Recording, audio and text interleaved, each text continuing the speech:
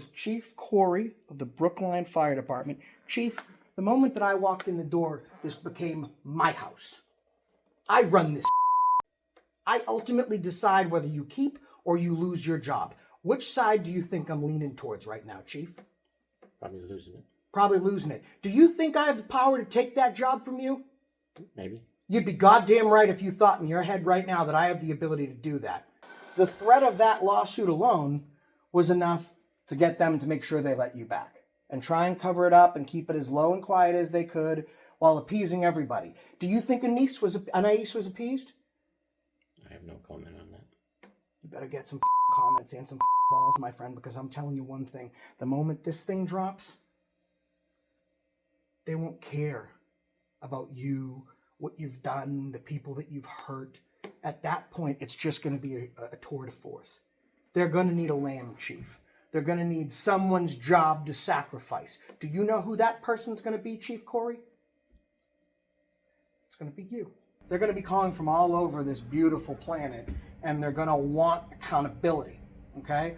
So they're going to eat it. They're going to say some mistakes happened here. We apologize because the media storm and them being a small community of 5,800 people against the world that's pissed after you admitted to what you did.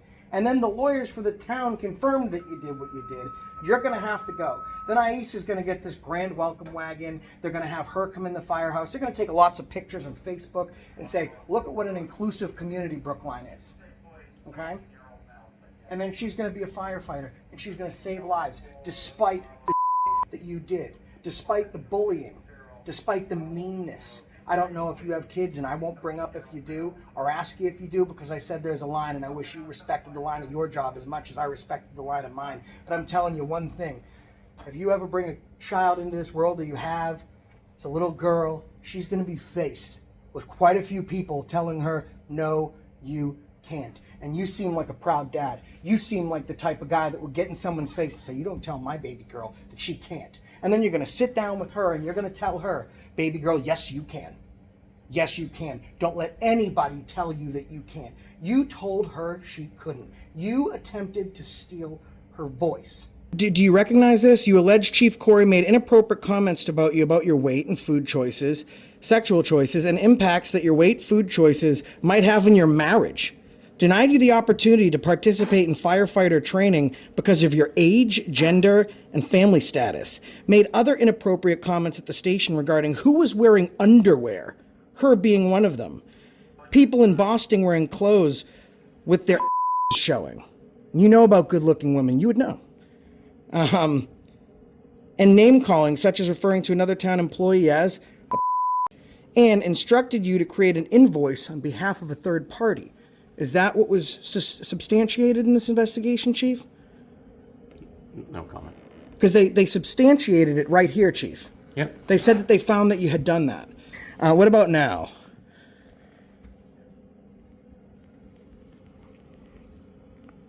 Does that look like an invoice from a hospital? Yep. It does. Perfect. I can take that back. Have you ever instructed any of your employees, whether it be past assistants, including ANAIS, have you ever instructed them to make false billing reports from hospitals? No. You haven't. Did the city find that? Yes, they did. Because he made an explicit reference to this, explaining that you had created documents and purported them to be from the fire department. Now, when you look at some of these images, Chief, you'll see things like this line. Do you see that line right on top? Yep. Where that line is? Now, that line was where you creased the paper. That line is where you took an actual invoice from the hospital and you folded it over and placed it on another piece of paper, and you continued to write out the invoice and billing as if you had received it from the hospital when in fact you created it. Something that can be substantiated by actual video evidence from in here, which shows you doing it. So are you sure that you didn't do that? I did under the Board of Fire Wards. So this is under. So someone ordered you to do that. No, I said. So it was suggested To forge it. to make one up. What do you think the community at large in the country is going to say and think once they watch this? They're not gonna like it. How much information do you think I have, Chief? Probably have a lot. Yeah. We've had people in here that were very mad about, Like me? oh, no, not like you, worse than you. Worse than me. Oh. They were using foul language and stuff, and we just said, hey, if you Like can't. they were saying like things, Chief Corey, you're a I wish you would have tried that shit, try with ANAIS with me, stuff like that. So I sure hope you're not shooing people out of the building just No, we because just said they're to the upset. guy, look, can you, Listen, sir. Was he trying to lay hands on anyone? She wasn't done. okay, sorry about that. You interrupting women, that's a dead issue. When once during this interaction have you interrupted me? None. Why not? Because you're a man. Because you're a man. Because you're a man. Do I look like someone that likes to be interrupted, Chief Corey? No, right? Does that contribute to why you're smart enough to not interrupt me? Probably. I was just- Don't interrupt her till Okay. she's done though. We were Okay. going good, All and right. then you pissed me off. I'm no comment. I'm done. You've been here. You were done 6 months ago, Chief. Yep, that's Now fine. it's just the reckoning. Yep, that's fine. All right, get back to work. Okay, Get back in that office. okay. Close the door behind you. No, I'm not. My door's Chief, always open. Chief, get back in that office, Chief. You work for the people, and it's a harsh realization. Sometime you're going to learn it. Get back in my office, Chief. Your wife is a saint, by the way. Actually, his wife is not a saint because she works as a dispatcher for Hollis, and she actively intervened and stopped ANAIS, the name he can't remember, from getting employed. The saying, Chief, come hell or high water. I am both the hell and the high water. I can. Not in Brookline. Yes, I will. And what do you think's going to happen to me if I do? You'll be asked to suspend your comments. And then I'll then reclaim you- my time. Then what? You don't have an option to slip. I'm not going to get into it now. You seem to have a different opinion on it. No, I seem to have a lawful and legal opinion. I think this conversation is over. I think a lot of towns have tried to tell me that I can't speak. Michelle, please close the door. Okay, hang on.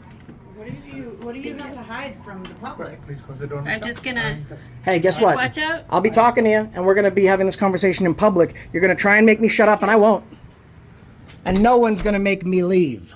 Fine, but third day, he said inappropriate things to me. Who? The chief, The chief of the fire chief. the fired chief, Chief Corey. What did he say to you? So he mentioned he went to Boston. And when he went to Boston, he seen my people. Did he like see like your family or friends of yours? He said, oh, you know your people, the ones that you know. What did he mean by that? He meant my people as far as color, people of color. When I was like, Chief, that's awkward. Like, it's awkward. He goes, no, I'm just saying, like, you know I'm wearing underwears. Are you wearing underwears? 3 days into your employment, after racially profiling you and lumping in the entire Latino community together, he's now asking you if you're wearing underwear. Correct. He was creating this invoice while someone passed away, wasn't he? Someone was fighting for his life. And he, the person ultimately in charge of the safety and resuscitation of the community of Brookline, while someone was fighting to stay alive, he was forging documents. Find it, December 18th.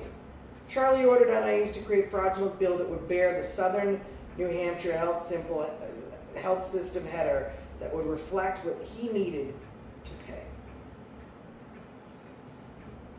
At this point, the town's saying, we're sorry we didn't listen. We're sorry for all the other women that went through what you went through. And these are all documents that I have signed by the town. And finally, someone believes you. He stopped your voice, he removed it, and he thought that no one would listen. Someone did listen. Okay, you got suspect. Now, after I'm reading this type of stuff, fraudulent, wire fraud, sexual harassment, workplace misconduct, several felonies, using stamps to falsify billing records, HIPAA violations. Usually, the next sentence I expected to read was that the chief had been terminated, and the date he was terminated on. But he wasn't terminated. I just don't want this to happen to anybody else. I want to make sure that my daughters never come to me and say, Mom, I couldn't do that because someone stopped me. A man stopped me. Ladies and gentlemen, this story is truly infuriating. A select number of anonymous town officials contacted person after person until they got a hold of someone that knew me. And that person reached out to tell me a story that was almost too horrid to believe. But after going down the rabbit hole and following this trail of evidence, it wasn't just hard to believe, it was believable. A fire chief that had racially profiled a new executive assistant, body shamed her, made inappropriate comments to her, instructed her to forge financial documents, and ultimately when she didn't, he forged them himself. With town funds, he purchased gift cards and started giving them out to friends. The financial documents that he would forge, he would take that money and pocket it. Things got so bad that finally ANAIS came forward, and they found that she was telling the truth and sustained her allegations. They said you alleged that Chief Corey made inappropriate comments to you about your weight and food choices and impacts that your weight, food choices might have on your marriage. 2, denied the opportunity to participate in Firefighter 1 training because of your age, gender, and family status. 3, made other inappropriate comments at the station regarding who was wearing underwear, people in Boston wearing clothes with their showing, and name-calling, such as referring to other town employees as a and instructed you to create an invoice on behalf of a third party. This is just one of those invoices, to the tune of over $1,300, money which he pocketed and kept for himself, something the firefighters, other town employees, and the town-at-large constituents have no idea about. But this wasn't the only one. Interim Town Administrator and Selectman Brendan Dennehy told indepthnh.org that 2 invoices were deemed forgeries. One, the one you just saw, and the other for almost $5,000. And what's incredible is ANAIS isn't even the first person that's made these allegations about Chief Corey over the years. He's been a full-time chief now for 8 years, and in that time he's had over 9 different assistants, one of them stating this. Previous assistant Polly Dupree was the recipient of several of Charlie's outbursts, many of which were similar to what Lisa suffered, and were the result of her asking simple questions that Charlie couldn't either answer or didn't feel the need to answer. It should also be noted that during her exit interview with the Board of Engineers that Polly made it abundantly clear that Charlie's inter-office skills and lack of professionalism was the reason that she was leaving. But the second sentence talks about someone named Lisa. Not to be confused with ANAIS or Polly. Lisa's just another one of his administrative assistants that he's tortured. What's abundantly clear here is that over the course of his 20-year career, Chief Corey has debased, harassed, and ultimately tortured women that have worked for him.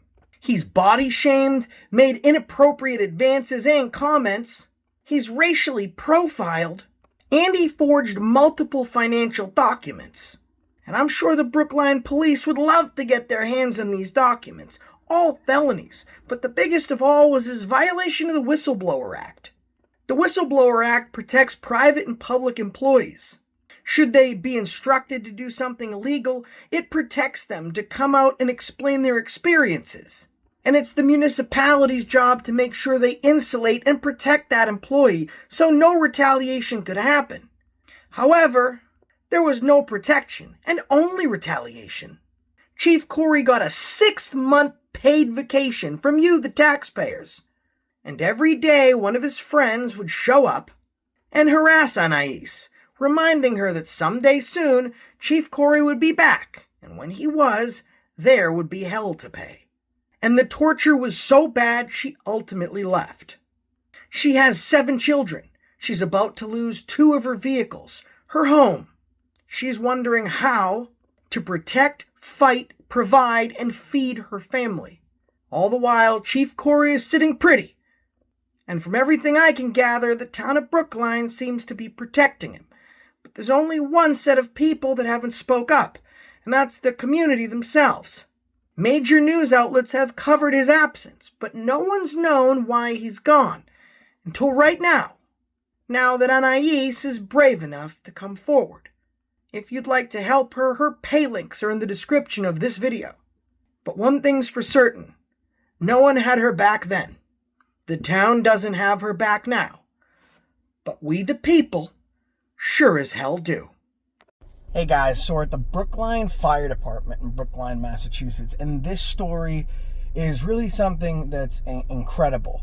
One woman going up against a town that insulated someone that harassed her, racially profiled her, and for all intents and purposes tortured her until she was forced to leave her job by one person, Fire Chief Corey here in Brookline. So we're going to go in and I'm going to see if maybe we can get a second to speak with him. So we're here right now. I'm kind of keeping my phone low. I'm not bringing in my whole rig. I'm here with Accountability Amplified. So we're going to see what he has to say about this.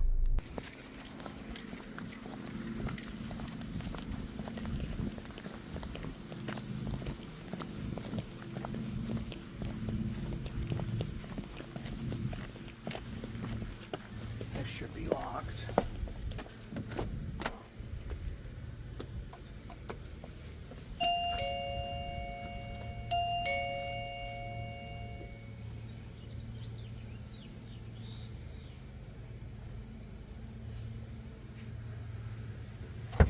Hello. I'm here to inquire about a burn permit. Sure, have you had them before? No, I haven't. Okay. Seasonal or just for a one-time thing? I think it'll be for a one-time thing. Okay. You know, not like for a campfire or anything? No. Because I didn't really know much about it, and I didn't really know what I had to do, so I figured I would ask them a question. I'll know to talk to the chief. Oh, perfect. So he hasn't had a permit with us before. Haven't had a permit before. Fire chief? Yep. Nice to meet you. Yep. Nice to meet you. Josh. Anna? So, does it take a long time? Nope. So basically what you want to do is you got a pile of brush at your house. It's 50 feet away from your house. Away from it, okay. Yep. You kind of need a garden hose to, so you can wet it down. Beforehand? Well, and during or after. Okay. And then nothing bigger than 5 inches, no pressure treated plywood, any kind of building scraps. Okay. Just, like branches and that sort of thing. Well, at least I talked to someone knowledgeable. At least that sounds like you know your job pretty well. I ask a lot of people questions. They have no idea what I'm talking about. So you obviously, are you been a fire chief a long time, looks like? Yeah. Good for you. Yeah. And that's 6 months off for sexually harassing an employee. ANAIS, that has a name. Right? What about that? No comment. No comment. Now, did you at any point, Chief Corey, make sexual comments to her about her underwear or fat shame her about her lunch to the point where she had to hide in her vehicle to eat lunch? Did that happen? No comment. No comment. Then why did you, Chief, write an apology letter to ANAIS admitting to just that after the lawyers found that you did just that? I mean, I have an apology letter from you here, Chief Corey, and it reads,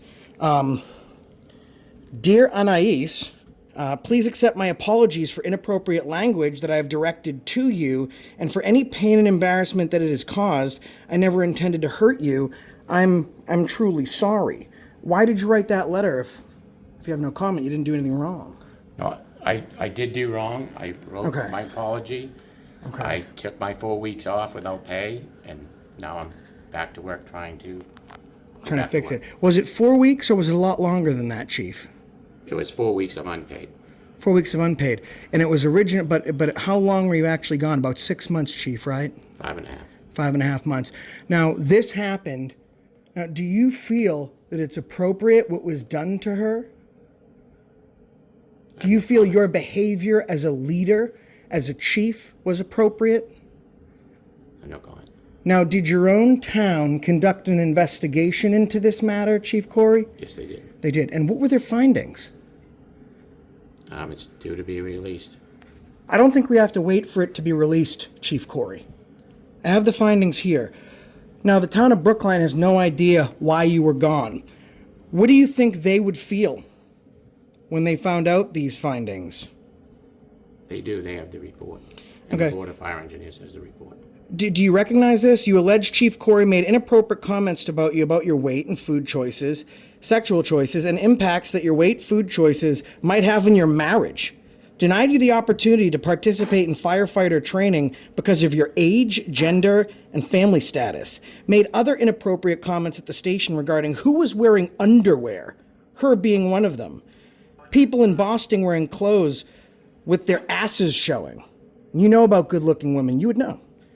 And name-calling, such as referring to another town employee as a bitch, and instructed you to create an invoice on behalf of a third party. Is that what was substantiated in this investigation, Chief? No comment. Because they substantiated it right here, Chief. Yep. They said that they found that you had done that. Now, another question I have, and then I'm going to get out of here because you're a busy fire chief and you got a lot of work to do serving your community.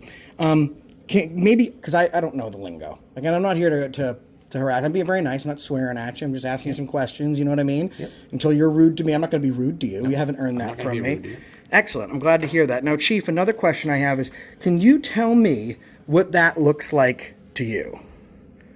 I can't see it. That's kind of, some of these computer images, they're not that great, Chief. What about now?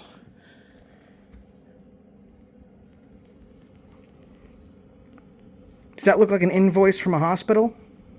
Yep. It does. Perfect. I can take that back. Have you ever instructed any of your employees, whether it be past assistants, including ANAIS, have you ever instructed them to make false billing reports from hospitals? No. You haven't. Did the city find that? Yes, it is. Now, the town manager goes on, Chief, the way that we build a relationship here, because I work for equal truth, and if you're innocent, I will fight for your innocence, because I'm the big bad wolf. I'm worse than the mainstream media. They dropped the charges on that.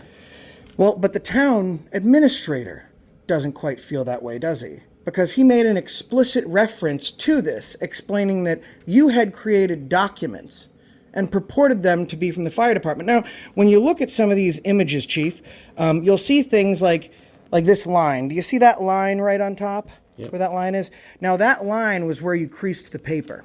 That line is where you took an actual invoice from the hospital and you folded it over and placed it on another piece of paper, and you continued to write out the invoice and billing as if you had received it from the hospital when in fact you created it. Something that can be substantiated by actual video evidence from in here, which shows you doing it. So are you sure that you didn't do that? I did under the Board of Fire Wards. So this is so someone ordered you to do that. No, I said, what do you want to do? We can't get a bill from Southern. So it was suggested To forge it. to make one up so we could pay the bill. Okay, so you took, well, fair enough. I mean, listen, everyone has a boss. Yep. And sometimes your boss tells you to do something that you don't like, and that could, for all intents and purposes, be wrong. But everyone has to answer to their boss. And we did not realize that it was not something you should do. Now that I know, I'll never do it again. Okay, perfect. And listen, mistakes happen. That's what life is. It's about growing. Yep. And as a fire chief, approximately how many residents do you protect here in this community? Quite a bit. 5,800. 5,800. That's a lot of lives to keep safe. And sometimes when you're protecting lives, mistakes happen.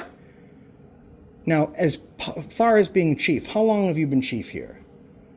Probably 20, 25 years. A long time in administration. Yep. Let me ask you a question. If you went to a bank and your wife wasn't around, say you have a wife or a girlfriend, I don't want to assume, whomever, and you need to cash a check, but they're not around. You can't get a hold of them. You really need to get some of that money. Would you think it was wrong to create that check, report it as your own, forge your name on it for any sort of financial resources? Would you think that would be wrong? I'm not saying you did that, because you didn't. I'm just saying, would that be something that would speak to you as check forgery? That's probably a bad idea. Yes. But yes, perfect. Thank you for your honesty. Now, do you think retroactively now that taking hospital letterhead, folding it over, and then creating those documents, when you were doing that, if you know that forging a check would be wrong, you had to have known that forging that paperwork was wrong also, because it was unseemly, it was unethical, and it was also illegal. It's wire fraud. So I appreciate you saying you didn't know then, you know now, so we can take these situations, we can learn from them. But I made a mistake. I've owned up to my mistakes. I've paid my penalty, and now I'd just like to go back to work. Okay. I have a couple of things. Sure. Before you get back to, doing whatever it is you're doing, forging, harassing people. First of all, one thing I wanted to point out is that we learn in grade school, it's like common sense, not to forge documents. I mean, that's very clear. And the fact that you didn't realize that that was something you shouldn't do seems very strange, especially since you've been the fire chief for, what did you say, 25 years? Yes, then one other part-time thing. and full-time. All right. And then one other thing. Kind of the pot calling the kettle black, wouldn't you say, by fat shaming someone? I've been listening to you talk the whole time, and I don't think that a fire chief, sorry to say this, should be in the physical condition that you're in. And I can say that. I'm fat. You know what I mean? So you need to be in better shape, man, and you really shouldn't be fat shaming people. Like pot calling the kettle black. There's Chief- something seriously wrong with you. Chief, have you, while you've been in your position, have you broke any local, state, or federal laws? Not that I know. Not that you know of. Now, your employees obviously need to stay in peak condition because at any moment they might have to run into a place with extremely low oxygen, get in positions that a human body shouldn't get into, and save somebody's life while knowing that they have to put theirs on the line first. That's a tough job to do. That is mentally challenging, and you don't get all the benefits that the cops do. For a less dangerous job, you don't get the mental health. There's a lot of things that you don't get. That job in itself is extremely dangerous, and it takes a very courageous person to step in and do that job. Why did you act so ferociously to keep ANAIS from becoming a firefighter?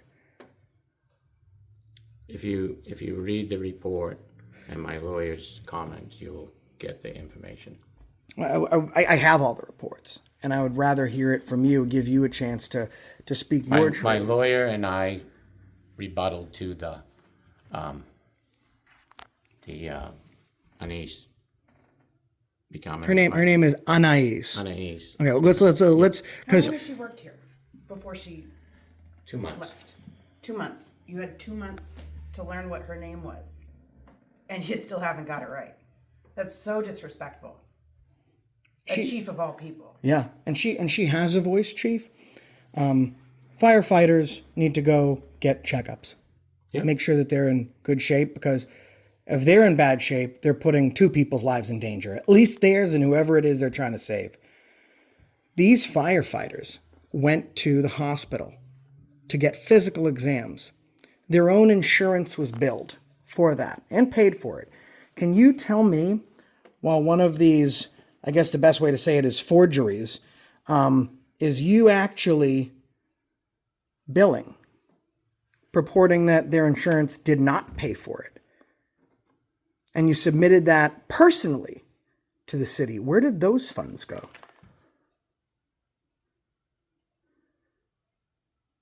We were always arguing with Southern about they're supposed to bill the Brookline Fire Department for every physical that we get. That was not under us.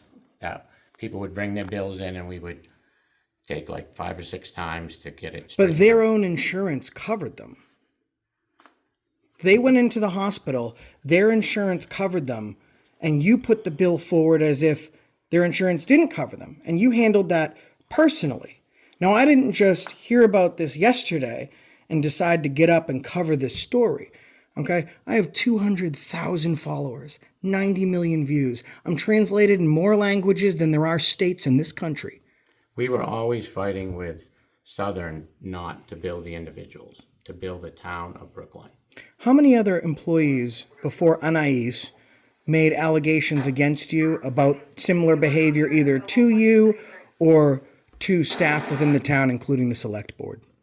I have no idea. Do you know of any? Not that I know of. Okay. 3. ANAIS was the first one that had the courage to move forward. Let me tell you something, Chief. For all intents and purposes, you maybe worked together before you went on your... And a lot of the town doesn't know why you were gone. an anonymous person, I think was your wife, that's also a dispatcher in Hollis Fire, we were able to figure out, put up that post.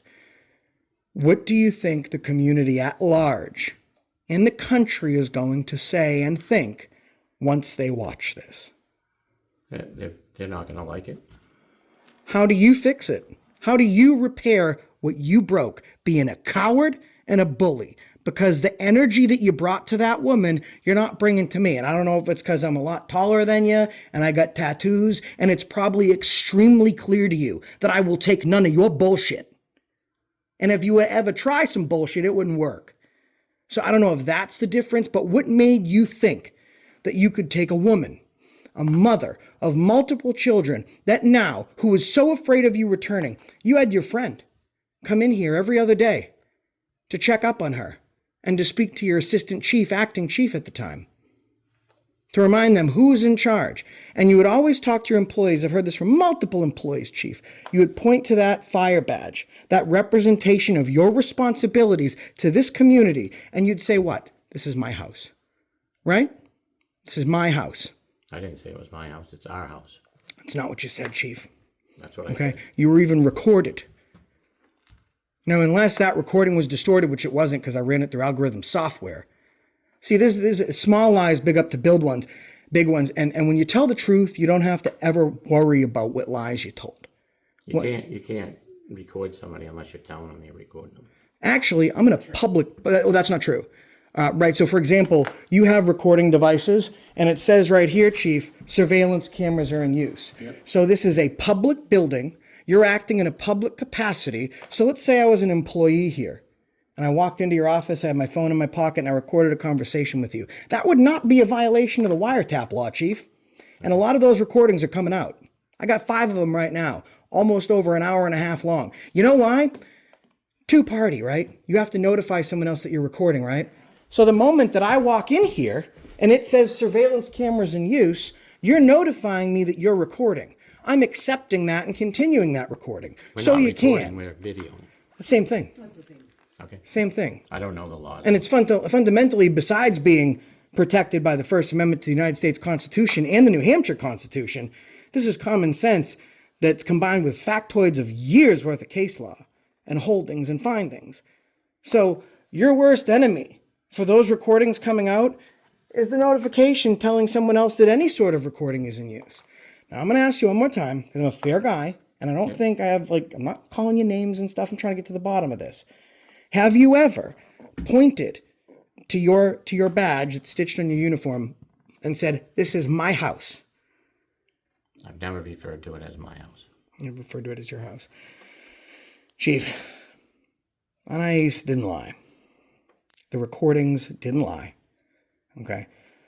You used your position of authority here in this building to defraud the constituents and the citizens of this community. And I want to right now, this is Chief Corey of the Brookline Fire Department. Chief, the moment that I walked in the door, this became my house. I run this shit. I ultimately decide whether you keep or you lose your job. Which side do you think I'm leaning towards right now, Chief? Probably losing it. Probably losing it. Do you think I have the power to take that job from you? Maybe. You'd be goddamn right if you thought in your head right now that I have the ability to do that. Let alone by myself. I have the ability to use the size of my following. The town made a mistake when they suspended you. They wrote up some paperwork wrong. If you were to sue them because of their mistake, Chief, you'd be in the right. And I'd defend you. Because even if you did something wrong, it's federal and state employment law. They can't cut corners. They can't. You would have sued them, you would have got a lot of money. The threat of that lawsuit alone was enough to get them to make sure they let you back and try and cover it up and keep it as low and quiet as they could while appeasing everybody. Do you think ANAIS was appeased? I have no comment on that. You better get some fucking comments and some fucking balls, my friend, because I'm telling you one thing. The moment this thing drops, they won't care about you, what you've done, the people that you've hurt. At that point, it's just going to be a tour de force. They're going to need a lamb, Chief. They're going to need someone's job to sacrifice. Do you know who that person's going to be, Chief Corey? It's going to be you. And I think it's going to be up to the people to decide. decide whether or not you get to keep your job. I have another question. Is it typical, I really genuinely don't know this, for any firefighter or fire chief to not wear wedding rings? Like in case of like an emergency or something like that, or do they normally wear I've their never ring? worn a wedding ring my whole life. Okay, fair enough. Just because somebody one time caught their finger and ripped it off. All right, yeah, and that's why I was wondering, because he had mentioned that he had a wife. I didn't know that. Yep. And so, all right. Been kind enough to not reach out to her. I'm kind enough to not explore more than because you're answering my questions. I'm okay with that. I think that someone's job is their job and their family is their family. There's a huge line that can't be crossed, and you're very lucky that I'm one of those people that observe and respect that line. I think observe and respect more than you observe and respected ANAIS. So I'm going to tell you what's going to happen unless you convince me before my ass leaves this door. What's going to happen is, Chief, that it's going to become such a huge issue outside of New Hampshire, nationwide. People are going to be calling in from London, Japan, Africa, the Bahamas, Canada. They're going to be calling from all over this beautiful planet, and they're going to want accountability, okay? So they're going to eat it. They're going to say some mistakes happened here. We apologize because the media storm and them being a small community of 5,800 people against the world that's pissed after you admitted to what you did. And then the lawyers for the town confirmed that you did what you did. You're going to have to go. Then ANAIS is going to get this grand welcome wagon. They're going to have her come in the firehouse. They're going to take lots of pictures on Facebook and say, look at what an inclusive community Brookline is. Okay? And then she's going to be a firefighter, and she's going to save lives despite the shit that you did, despite the bullying, despite the meanness. I don't know if you have kids, and I won't bring up if you do or ask you if you do, because I said there's a line, and I wish you respected the line of your job as much as I respected the line of mine. But I'm telling you one thing.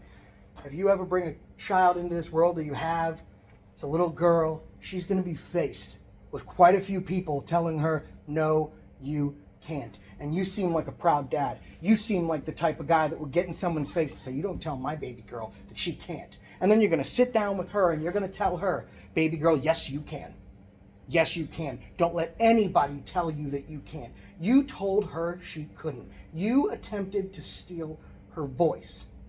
Now I ask you after that, this is between you, me, and the light post. Do you think after that, after what brings me here right now, that you have earned the respect of ANAIS's voice and that of the people to be wearing a shirt that says Chief on it? Your answer is very important because your answer decides whether you lose your job. What's the question again? The question is, and thank you for asking me to clarify, do you think after what you did to ANAIS, the voice you stole from her, the pain you inflicted on her, the damage that you did to this community, how scary must it be for a 90-year-old woman to wake up in the middle of the night for her fire alarm going off? And she thinks to herself, well, I can't call fire, Chief Corey's not there. You owe a duty to these citizens, a commitment. Do you think after what you've done to this community, the lies that you've told and the behavior that you've engaged in, do you think you still deserve a job here in Brookline? I think I deserve a chance. Okay? Now, what I'm going to do is the first step is making it right. Okay? That's the first step. And not just not just anyone else. You seem like a proud guy. I don't know how we got from A to B, but I can tell when you came in here, you're probably all piss and vinegar. You were going to save the world. Am I wrong? Mm-hmm. And you probably still want to do that. Yeah.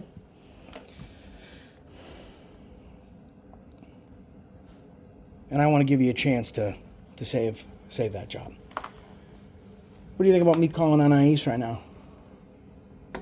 That's up to you if you want them. And you're telling her just how sorry you are, and you are going to infinitely work to fix this. What do you think? I'd have to talk with my lawyer. No, you wouldn't. You don't have to talk to say you're sorry. Have I you already sent my I'm sorry. Do you think that would suffice?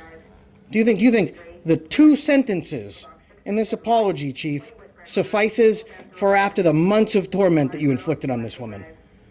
I mean, you were so upset with her, you wanted her removed from the firefighter book.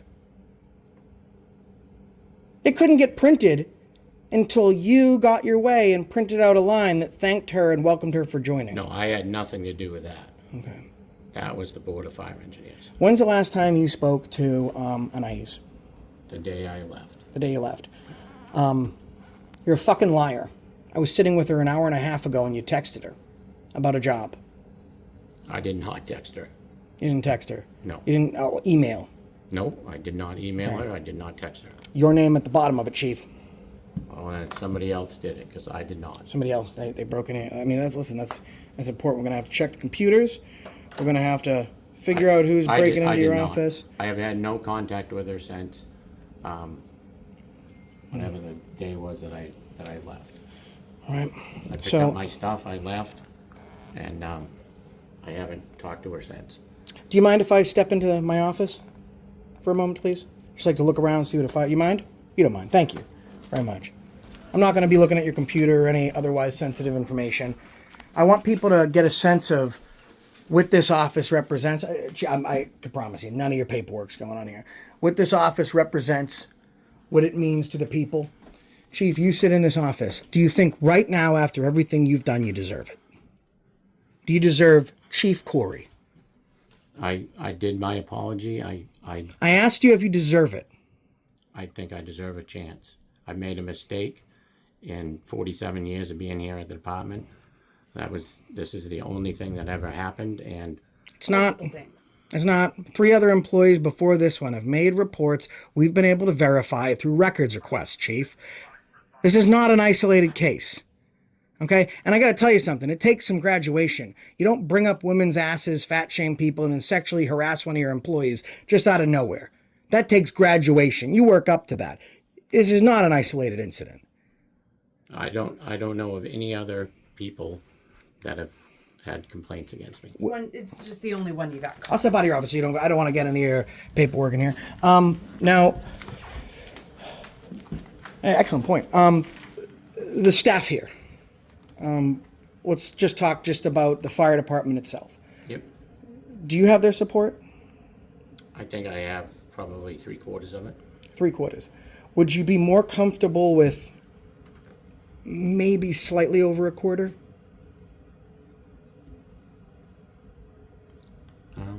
Do you think I taught? I guess what I'm asking is, do you think that I spoke to and garnered information from multiple, like a multitude of your staff, for such a small staff? Do you think I spoke to them and got a bunch of this information before I came in and talked to you? Maybe, I don't know. Oh yeah, for sure. Town hall, you think they back you? I have no idea. Spoke to 2 of your officials yesterday, high ranking within this community. It's been extremely easy to get information, Chief Corey. Do you feel, based on how this conversation, that as chief, your days are numbered here? Could be. Chief, they are. You intimidated her, right? You tried to desensitize her. You tried to remove her. What was it? Because she was Latina? Because she was a woman? What was it that made you want to act that way? Because you're not acting that way with me. I think it's because he thought he could get away with it. You thought, I'm sorry? I think he thought he could get away with it. Is that what it was, Chief? Did you think you could get away with it? Because No. there was multiple instances. It wasn't just an isolated incident. It was multiple over time. Over the span of 2 months. Just on one employee. And then the forgery. And who knows what other things you've done that have been covered up. Why wouldn't you sign off on her fire certificate for Fire 1?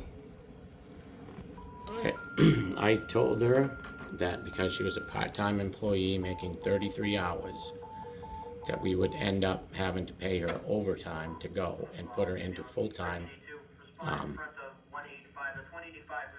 position that she was not full-time. Administratively, that makes sense. I ran multiple I businesses. also I got put that. in, you can read it in the town report, I put her in to become full-time. Okay. The voters didn't vote for it, but I put her in, I put a warrant article in to make her full-time. So you didn't say to her that because of her weight, her age, especially because of her weight, and because of her gender, that she had no business. So the town, your employers, the select board, they were wrong in affirming her accusation and believing her over you. They were wrong. If you read my lawyer's report, that's what I brought up. I understand your lawyer had a rebuttal. so I'm talking about their I findings, said, I Chief. said that she works 33 hours. When you add 4 hours 2 nights and 8 hours on Saturday for taking class, 16 and 33 is 49. 9 hours would be overtime, and anything over 35 hours puts her into full-time status. Now, first name's Charlie, right? Yep. Every time a new female firefighter joins the fire department, Charlie makes it a point to tell every member to watch what they say around these members because we don't know how they will handle what we say. Does that sound familiar? Yep. Okay. On several occasions, Charlie will verbally shout and publicly belittle our members on the radio. Does that sound familiar? It could happen. And these are not all from ANAIS. These are from okay. Charlie is very open publicly with how much he dislikes the building inspector and town administrator. This undermines the cohesiveness working relationship. No, I don't really care about that. People dislike people, and I think even if you work for the government, you should still be able to pick a bone with them, right? You should still be able to say, "Hey, you're doing something wrong." You have constitutional rights. I guess ANAIS didn't, but Yeah, go ahead. Yeah. So, but the finding, now I understand that you have a lawyer who worked as effectively as he could for you to try and represent your opinion, but the findings of the town after their investigation with their counsel, those findings found that you did engage in that behavior. So I'm asking you if that was, your lawyer could have been done dirty. Maybe he was just ignored. Doesn't seem like they needed a sacrificial lamb because you're standing here in front of me right now. Not somebody else to deal with your behavior, but you. So they found, so I'm asking you, were they wrong? When they made that finding and they substantiated her accusation, were they wrong? I admitted that I did those wrongs. But now you're just telling me that that didn't happen and your lawyer rebutted it. I did not say anything about her 7 kids, and that's why she couldn't Her make kids were never brought up. Yeah, they were. They were. Okay, let me ask you if I this did not sounds... say any of that stuff. I said about the hours. Okay, let me ask you this. Has this ever been said? There was a time that she has quite a few kids, and there was a half day and her kids were getting out early, and the older kids weren't available to pick up the younger kids.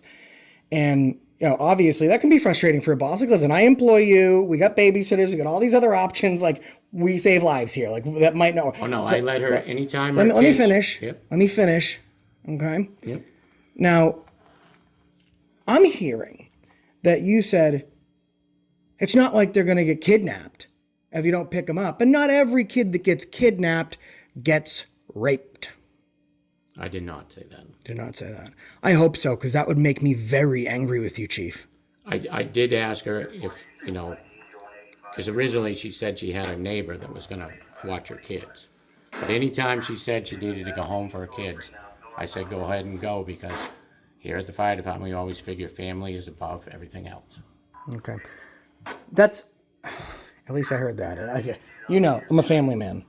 We love our family, and Yep. And that comes first before anything. And her family right now is losing both their cars and their home because she left. Because she was forced out because of the things that happened. Would you be, I think that the community can believe in you. I don't think you're a lost cause. I think there's 2 sides to every story. She can't go to Hollis because there's some connection there. That's shut down, right? What about you stepping down so she could, without retaliation, come back to work here? I think that would help ANAIS. I think that would make up for everything. Is that something you'd be willing to do? Because then I'd be proud to call you Chief Corey. Has he put in any good words for her at all in the neighboring areas? The only word that I could track down because of personnel issues, they're able to cover up quite a bit of issues for unwarranted privacy invasions, which is whatever. But the only thing that I can truly find is that one department that we spoke about earlier got a call. A public official and a fire chief told me that they got a call from you about her maybe looking around, and which she did. Okay, fair is fair. I have called no fire chief. So it could be a liar. There's no way to, it's your word versus his. Yep. So I have no way to I verify that. After I left here in December, I called no one. I said nothing to no one. You know, I want to give you that. I mean, I think, what about that, Chief Corey? She's, you know, she got her Fire 1. She did all her physical training. She passed. She did what she shouldn't have been able to do, what she was told by you she'd never accomplish. No, I never said that because Would you give up your job? Because I'm telling you one thing, and this is the way, like, my goal is, because I understand how arbitration works, right? Amidst this whole controversy, you would have the opportunity to resign. Where are you at? 80% on your retirement? 80, 85%? No. Where are you at? Lower? Yeah. That gets you at what, 75, 70? I only been full-time 9 years. Oh, geez. That sucks. My mother was a public employee, and I remember in the 90s she had to fight Salucci just so she could get 70% when she worked full-time. You're going to be able to retire on whatever that percentage is, and you'll probably look like a smart guy, save some money up over the years, but how much can you, it's not like you're a millionaire, how much can you really rake in serving the community, right? But you'll have enough, and you'll be able to resign from your position, and, you know, that's going to be that. That would be after 4 to 7 months of arbitration before the town would have to investigate, because this would technically be a new start to where anything would even happen. A goal of mine is to make this story so public and so frontward facing that they would decline your resignation and terminate you for violating the ethics of your employee code of conduct and contract and oath of office. At that point, once you walked out these doors, you'd have nothing. Same as ANAIS has. And I don't think that because one thing was done to one, it should be done to another.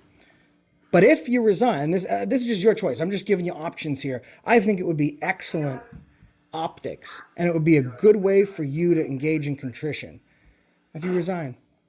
You know, I think let ANAIS come back. Let her work. You get to resign. You get to keep your pension, whatever of it is. And she doesn't have to feel uncomfortable. And she doesn't have to live in the shame. Do you have any idea how many times I had to stop my interview today for her to take a cry break? We had to leave locations, okay? Locations. Now,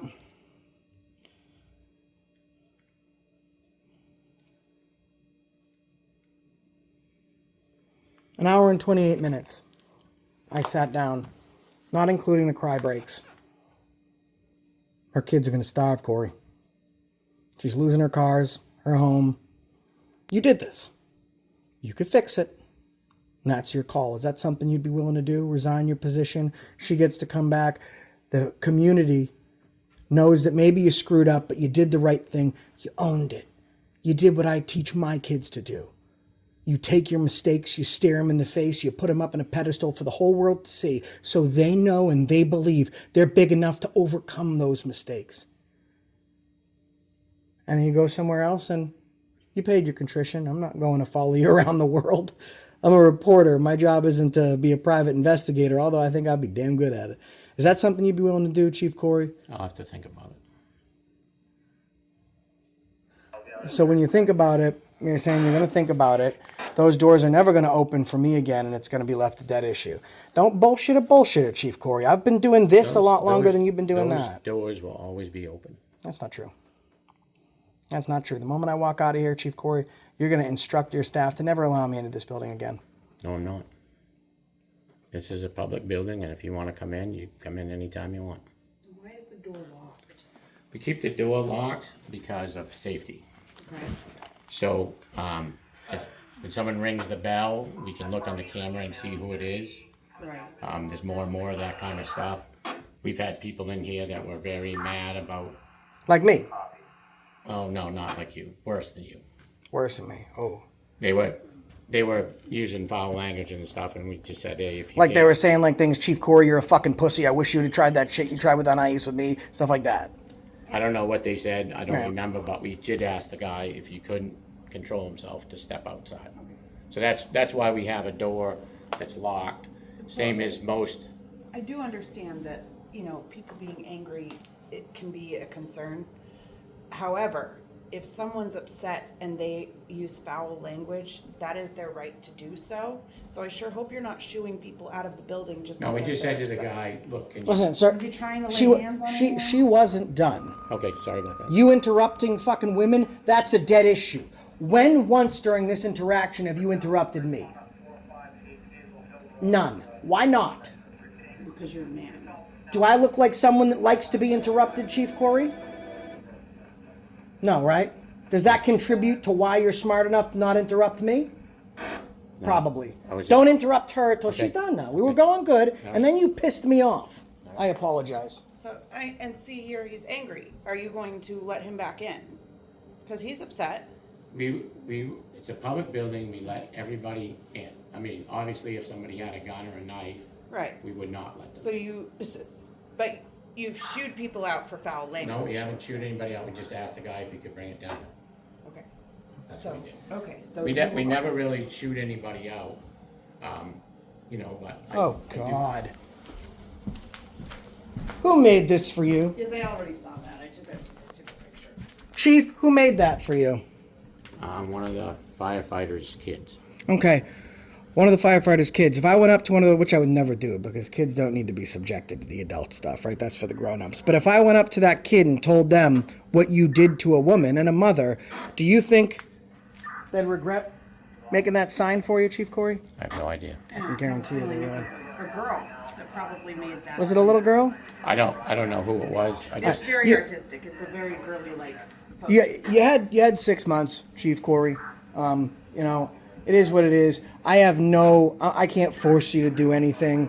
I'm never gonna like blackmail you to do anything. You must do this in exchange for this. But I'm telling you that I will show up to every town meeting. Brookline is a dot on the map no one's ever seen. Forget it. It's Disney World now. Okay?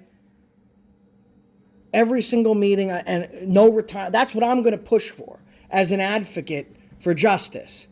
So you had 6 months to make a decision.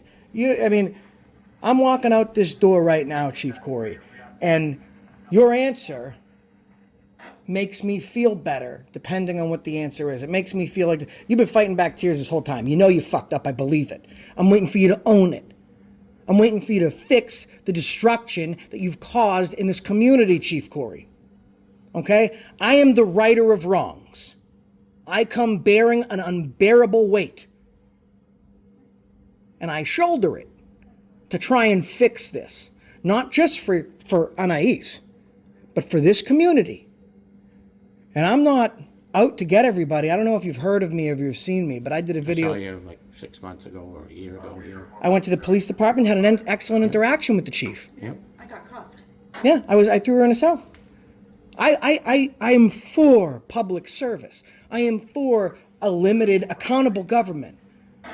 Because we can't police ourselves or the world falls apart. But we need the right people in the right positions. So, would you be willing, not to think about it, you've had 6 months, that's half a year. Okay? ANAIS needs finality. Are you willing to step down, possibly go somewhere else, be happy, collect your retirement, protect the reputation of this community, own what you did, let her get back to her dream of being a firefighter, one that you lived for a long time yourself and stole from her? Are you willing to resign your position? So her thing, Not her thing. no. Chief. As a firefighter, she would be a paid call firefighter. Okay, I don't care what she would be. She'd be here, gearing up. She'd be fighting and protecting her Only if community. there was a call, like if she, So are you not a firefighter right now because there's no call yet? yeah, but what she would be is an on-call firefighter. Whatever. Even if she's a volunteer, she's still a firefighter. She gears up for her community, Chief. She wears that. She fights. You'd have to talk to the Board of Fire Engineers, who I work for. They're the ones that let the people on the fire. I'm asking you. Oh, listen, they're gonna give this woman the Grace Kelly welcome the moment I drop this video. I'm asking you, and I don't want to skirt around it too much. You had 6 months. You gonna make it right? I'm still gonna think about it. I'm gonna think about it. I'm not. Okay, that's fine. I wish you had thought about things before you started opening his mouth about panties on women and things like that. Maybe if you took that much thought before saying things, there would be Yeah. a better result. You know what? Interesting experiment. Chief, your statistics told you that 1 in 3 people don't wear underwear, correct? There's 3 of us here. Who's not wearing underwear, Chief? No comment. Are you wearing underwear, Chief? Maybe I'm not wearing underwear. I could be freeballing it, you know what I mean? Do You're you? gonna ask me if I'm wearing underwear next? Are you That's gonna, did you wanna, she's a female, I don't know if you wanna just take a shot at it. completely inappropriate. Chief, when you see me, what do you see? A reporter doing a video. Reporter doing a video. Okay. You interrupted her, you didn't me. Why? I'm looking for a saving grace here, Chief. Thank you for your service. She could be, well, the assistant fire chief, I think, is somehow related, right? Yep. And he covered for you while you were gone. Yep. Yeah. And some interesting stories to tell. I believe his son worked here too. Yep. Yeah. He's a big golf firefighter. Yeah. How much information do you think I have, Chief? Probably have a lot. Yeah. Okay. What I want you to do now, I want you to let, ma'am, thank you for your service to your community. Appreciate that. Now, right now, you're going to, and it's not the bullshit one that you gave on that paper. Now I'm going to bring this to ANAIS. She's going to look at it, and she's going to cry. She's going to feel some, not much, but some relief. Make a better apology. Go.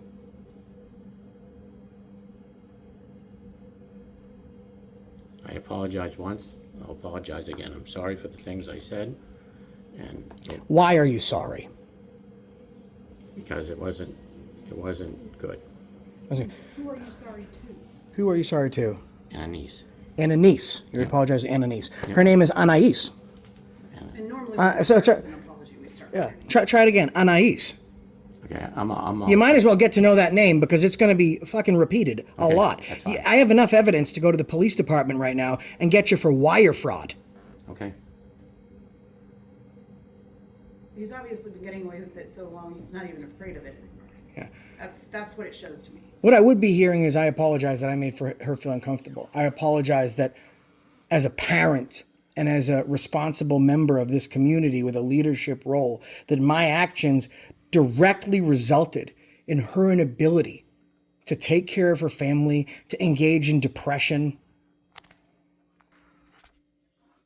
And I won't put that on video. I won't use that suffering for you. But that happened. You took that from her. And you know what? You know the saying, Chief, come hell or high water? I am both the hell and the high water. Great quote. Thank you. Thank you. So, Chief, and you're lucky, right? Because I go by the bounds of the law. I will never threaten you physically. I will never hurt you. I will never violate the law in any way because I actually believe in the law. I believe that the law needs to be followed to hold people accountable. Now, if I had 2 options, to just fight this in the court of public opinion with the town, or to bring the criminal information I have to the police, which they were aware of at one point. We both know that. And the consideration was that maybe some of the admissions were obtained illegally. I forgot to tell you, Anais is a lawyer, a phenomenal civil lawyer, mine. So you can imagine that he must be real fucking good. He is. He's very good.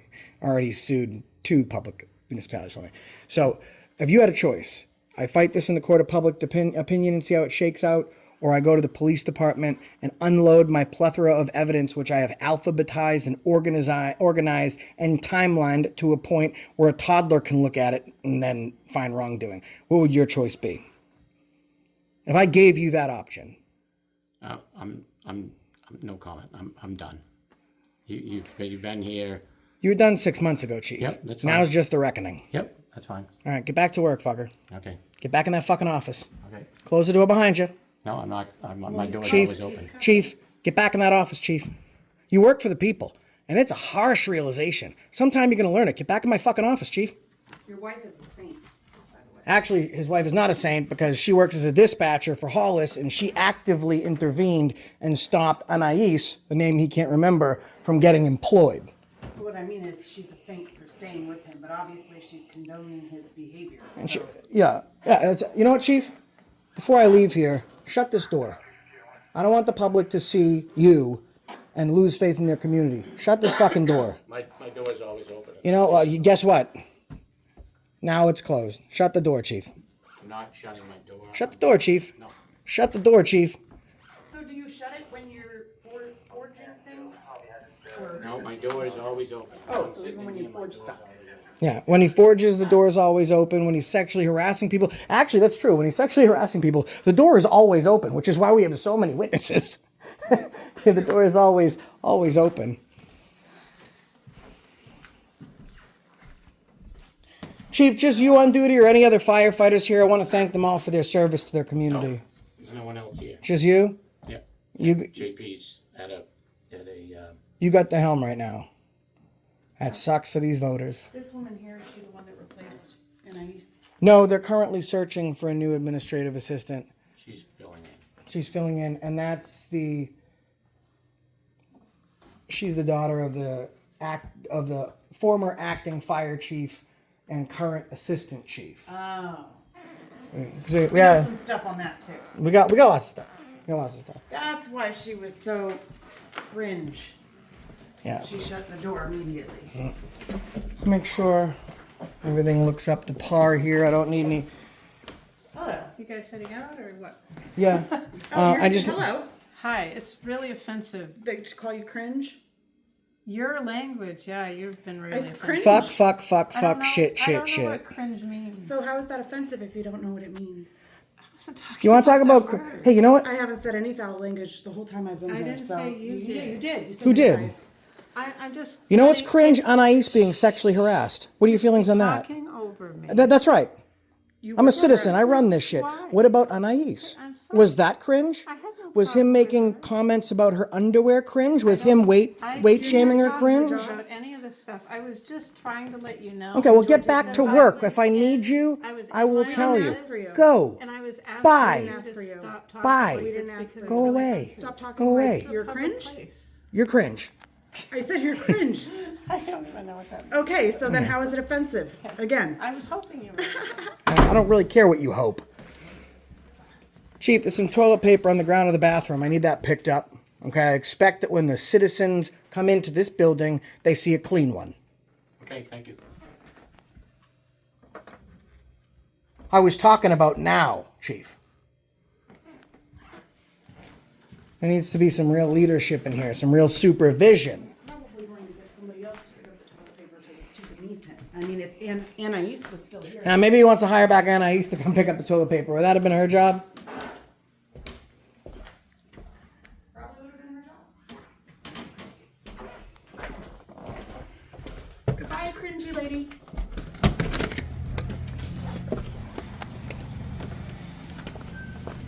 Let's go on. I think it's closed. I can get my rig now. I guess we should check if the door's open first. I guess they got me out of retirement. Oh yeah, you were awesome. Nana's out of retirement. You didn't have the nerve to ask if I was wearing panties. No. I feel like he was petrified of me.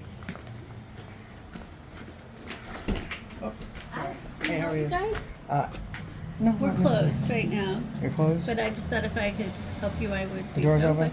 But no, the door isn't. It's locked. I just. Oh, Oh, you saw it coming. I saw you. okay. I was walking out as the ladies. there's a lady in the. Are you? Which office do you work in? That one. I'm the planner. remember? Tell I me. met you. Right. Okay. Yeah. Yes. You just didn't have your hat on last time, so I could see your. There you go. More gray. I gotta hide it. I'm not seeing the gray.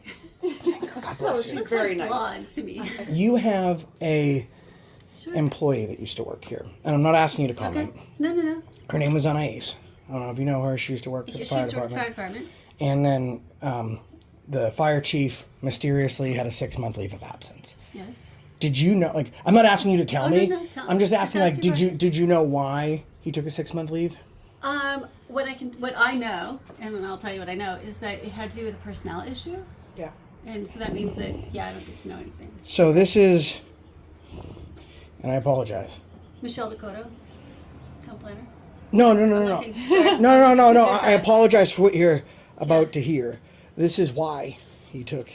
I don't need to hear it. It's public. It's something that you, I think, should know. You allege, now this is her, you allege Chief Corey made inappropriate comments to you about your weight, food choice, and sexual life that impacts your weight, food choices might have impact on your marriage, gender, and family, your marriage. Denied the opportunity to participate as a firefighter in training because of your age, gender, family status, weight, and sexual choices. Made other inappropriate comments at the station regarding who was wearing underwear. People in Boston wearing clothes with their asses showing, trust him, he should know. Instructed you to create an invoice on behalf of a third party, which was... I have no idea. That's I didn't hear any of this. Well, this It's is- none of my business. It was a personnel issue. This is from the... but what I'm saying, so what he was doing is he was taking letterhead from the hospital that you guys contract with, where you send people to, and he was folding that over and writing fake invoices and billing and collecting the money. I am confident that the third party who did the investigation, if They did great. They did great. There's- Your town manager, it seems like he stepped up, and Yeah. so I'm not attacking the administration at all. I just want, because it seems like the big thing is no one knows what happened. It was a personnel issue. People lucky if they even know that. He was just gone for 6 months. Yeah, that's all we were told. Yeah, and he it was ruined. a personnel issue. He ruined this young woman's life, threatened many others. He violated the Whistleblower Act, engaged in wire fraud. Then I would have expected that the third party would have come up with evidence of that. They did. They affirmed it. They recognized That's it. not what they said, so that's No, all, they that's did. all we know. They sustained it. They sustained it. Hey, how's it going? Oh, hi, Are you Brendan. the- Sorry, Are you the new town manager? Oh, they might need help. So Are you the new town manager? he's the I'm interim. a member of the select board. I'm not Select being- board. Yes. Okay, so just so you know, I don't have a beef with you, right? Yep. Finally, ANAIS's voice is being heard about what happened with Chief Corey, about the sexual harassment, the weight shaming, the inappropriate comments, the violation of the Whistleblower Act, him actually forging billing documents from the hospital, and the use of that money. I have everything from A to Z. And I know that investigation, I know all that stuff. So right now, the public didn't know. For 6 months, they had no idea what was going on. And I sat down with ANAIS and I listened to her cry and I read through all the documents and I spoke to staff in the town. So just wanted to let you know, appreciate your work. Okay. She's wonderful. And sometimes, like when we meet, it's like, hey, how you doing? So sometimes I have to do my job. And I'm not mad at you. My job is to do. Exceptional every time. Every time. She's exceptional. Nice to hear that in front of my boss. She's wonderful. She was actually the saving grace when the other town manager didn't do exactly what he should have done. But being on the select board, there's a tough decision that's coming up. Okay? Town of 5,800? Yeah. Fire chief, gone for 6 months because of what he did. Forced his way back in by threatening a lawsuit. I know everything, so I don't have to go over all that. But I am, Brookline is beautiful. It's right next door to where I live, so I love it. But for everybody else around the country, it's a dot on the map they didn't know existed. So this guy's going to lose his job. He's going to lose his job. And ANAIS is going to get much more than the 2 sentence of apology that he made, agreeing that he did all that shit. But he is going to lose his job. We're not going to be letting him, resign so that way he can, arbitrate and try and ask for more money. We're going to take his job for violation of his contract. And I would like to see the select board do the right thing, because I don't want to have to come to every single town meeting, go to every single door in this community and show them these documents, to the point where, because of his actions, a functioning government loses its support from its constituents. So I just want to speak to you and see if you have a commitment to still investigating this issue, because it sounds like he's pretty cushy over there. I was going to say, personnel issues are not taken up in a public meeting, but you can Well, I would have always 3 put it down on minutes. paper and I would have 3 minutes of uninterrupted time that I could reclaim through any interruptions. It's literally been decided in Southbridge. So, if it's 3 minutes or 5 minutes, I could take that time and I could play 3 minutes of ANAIS's hour-and-a-half interview we had to stop 6 times because of her crying. It's disgusting. If something like that ever happens to any of But I my think the daughters, poli- I don't even know what I would do. I think the policy for the select board is pretty clear that they don't take personnel issues up during a public That's meeting. you don't have But to you can respond to always- it, You which can is.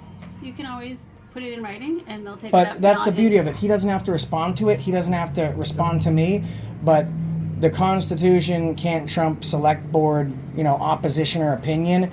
Fact-based constitutionality allows me. There's no time, place, manner restriction. There's not even language restriction. I mean, Southbridge is pretty clear with its functioning and its holdings up and down. I can come in there and swear for 3 minutes if I want. That's not what I'm doing. I can. Not in Brookline. Yes, Not in- I will. And what do you think's going to happen to me if I do? You'll be asked to suspend your comments. And then I'll reclaim you- my time. Then what? You don't have an option. I'm not going to get into it now. You seem to have a different opinion on it. No, I seem to have a lawful and legal opinion. I think this conversation is over. I think a lot of towns have tried to tell me that I can't speak. Michelle, please close the door. Okay, hang on. What do you have to hide from the public? Please close the door. I'm Michelle. just gonna. Hey, guess Just what? watch out. I'll be talking to you, and we're going to be having this conversation in public. You're going to try and make me shut up, and I won't. And no one's going to make me leave. What is it that they have to hide? Is what I want to know now.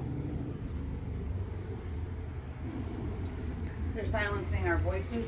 Mm-hmm. Now they're trying to. They know. ANAIS. Mm-hmm. Just like they silenced ANAIS.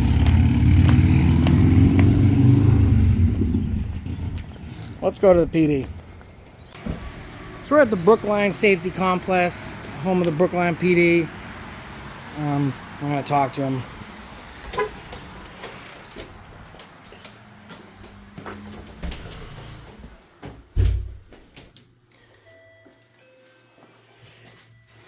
It is past 3 p.m. How long past? 25 minutes.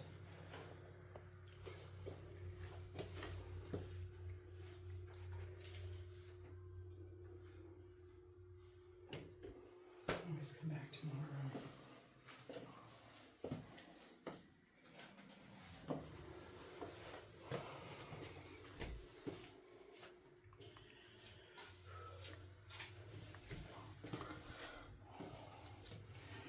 Call 6.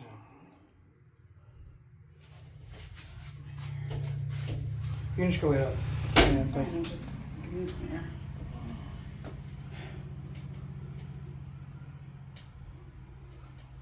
I'll go outside and make the call. More air.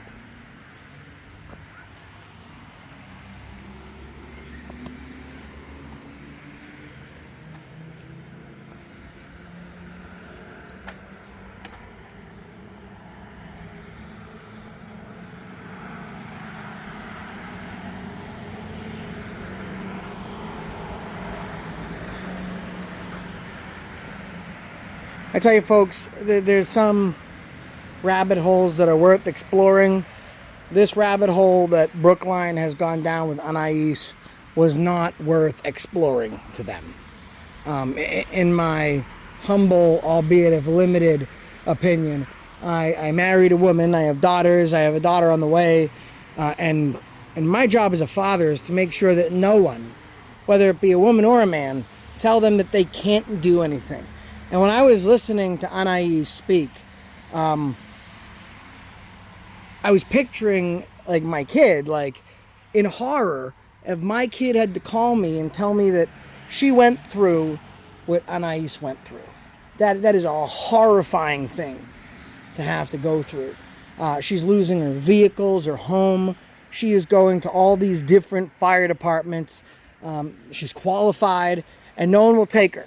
No one will take her because this police... And let's talk about something more important as well. The Whistleblower Act. The Whistleblower Act pretends you in a private or public business or capacity or role that if you speak out against something that's unlawful, they have to insulate and protect you. And retaliation can't come forth to you. And the only thing that's happened since this has happened is retaliation and a violation of the Whistleblower Act. She came forward to speak her truth, and she was promised and expected protection. She wasn't. They threw her under the bus.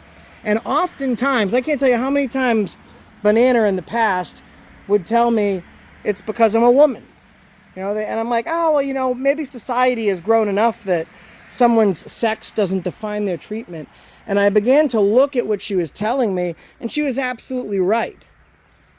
Okay? She couldn't be a firefighter because she was a woman. She was harassed because of a woman, because she's a woman. She shouldn't have been eating the food she was eating because she was a woman. Her husband would no longer want to be with her because of her weight, because she was a woman. Every single issue boiled down to her being a woman. This is 2024 in these great United States of America. And I once called Brookline one of the best small towns left. And I think that opinion has changed drastically. They're available, but there's one right there.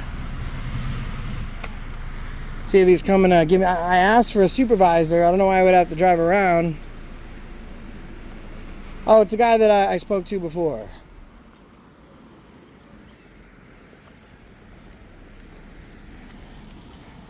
I was not. Hey, how's it going, man? Good, what's going on?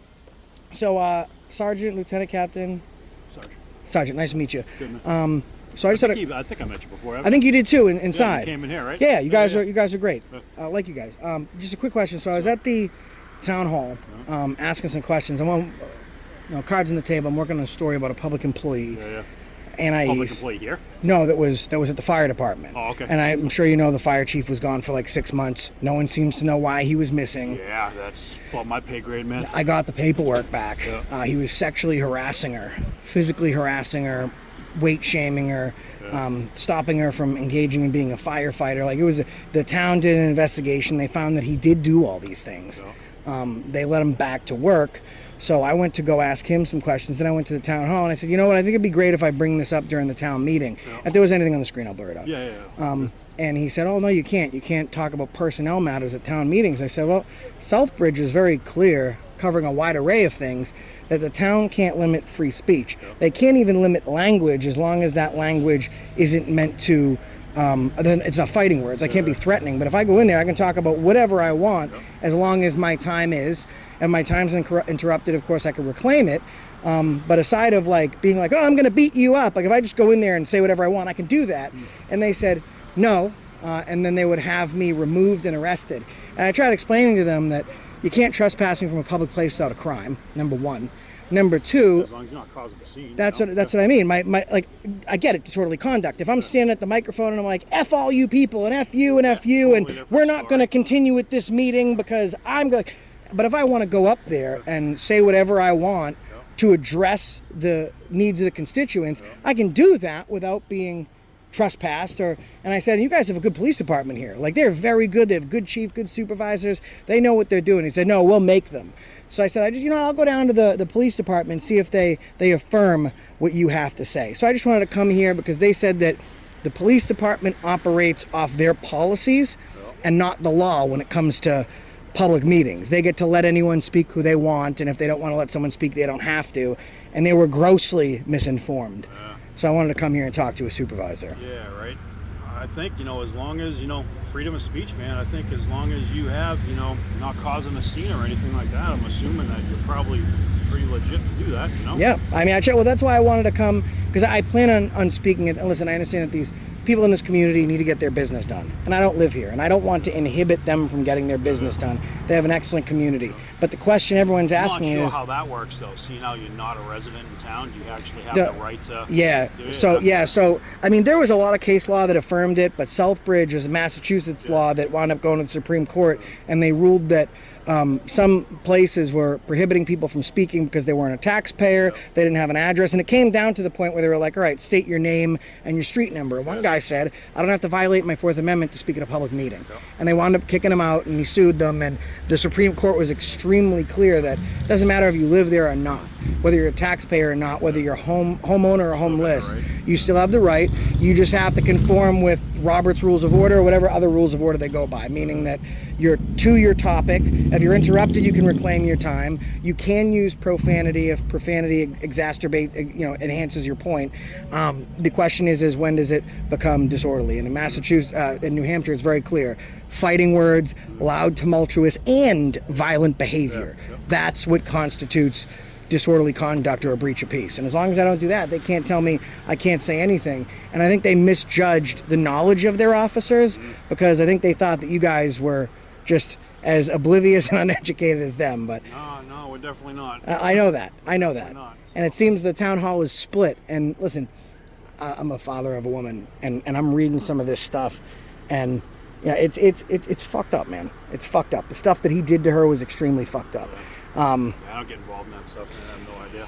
So, but I just wanted to stop over here, and now I can thanks for chatting with me. It wasn't an emergency. I know it was. I didn't realize you guys closed at 3. I was gonna come talk to Chief. I know he's pretty open, admin dude. Closes at 3, so Chief Secretary LT is always here until 3 o'clock, and after that, usually guys are on the road. So. All right. So when if you ever need anyone, you just pick up that yellow box right there on their phone. I didn't even see that. I just called the number on the sign. Yeah. All right. Goes right to dispatch, so. All right. Thank you, Sergeant. You did. Yeah, you did. Great work. Thank you. Have a good one. All right. So, we Sergeant and the Sergeant seems to be on the same page. Now, here's the problem. The select board that is now protecting this just devil, this real trash human being, is saying, well, if you try and tell the residents what happened and how we covered it up, that's against our policy. So the police are going to make you leave. They're not. Okay? They must have had me fucked up. ANAIS is her name. And that's the reason I stopped you today. Subscribe to Accountability Amplified. Ladies and gentlemen, thank you for joining us. This video is a long time overdue, but for 2 sets of people, for ANAIS, and for the community of Brookline, New Hampshire. As you can see, the chief was in the hot seat. He's never been one to be in the hot seat. He's always been one to put others in the hot seat. And he didn't do well with the pressure. As you can see, he cried his way through most of that 60-minute meeting, trying to make excuses until excuses didn't work anymore. And that's the end of the story. And the question you might have is, well, what's the beginning, Josh? What leads us here? Why did you and Anna go to that fire department? And this is the answer. This is ANAIS. And you're brave enough to come forward and tell us your story. So I know that it's a little bit nerve-wracking to be here and sit on camera. We had a discussion before. This audience is here to support you, as am I, as is Anna. So just take your time, walk us through what brings us here today. Walk us through what has been so hard for you. Let us in so you don't have to keep fighting this alone. And just remember to kind of speak your voice up a little bit so that way the camera can pick you up. Okay. So basically, I've worked in the medical field for 18 plus years. A organization where I was respected and I respected, and it was more like a family. I decided to leave just because of hours purposes. And I found the town of Brookline was hiring an administrative assistant. I didn't think twice because I figured this is something that I would love to do. I put in the application, and as soon as I got hired, I left the hospital that I worked for. But 3 days in. So where did you applied to the town of Brookline? Specifically, what part of the town did you apply to? Oh, just the town of Brookline administrative assistant, the chief. The chief of the fire department? Yes, okay. The fire department. Okay. And so I got hired as the administrative assistant to the chief. Must have been a fulfilling job to get. Oh yeah, I was super excited. I kind of said to myself, someone like me got this job and I can bring my skills and, with the community, I'd be able to, make a difference. And so I started working there, and the first few days was fine, but third day, he said inappropriate things to me. Who? The chief. The chief of the fire chief. Okay. The fire chief, Chief Corey. What did he say to you? So he mentioned he went to Boston. And when he went to Boston, he seen my people. So and I know we spoke before, folks, off camera, so we could get to know each other. You should be comfortable with the person that's working on your story. It's your truth. And I asked you this then, but to clarify for the people who don't, did he like see like your family or friends of yours? He said, oh, you know, your people, the ones that you know. What did he mean by that? He meant my people as far as color, people of color. I guess he went into a rough area, as he knows I'm from, the city, New York City.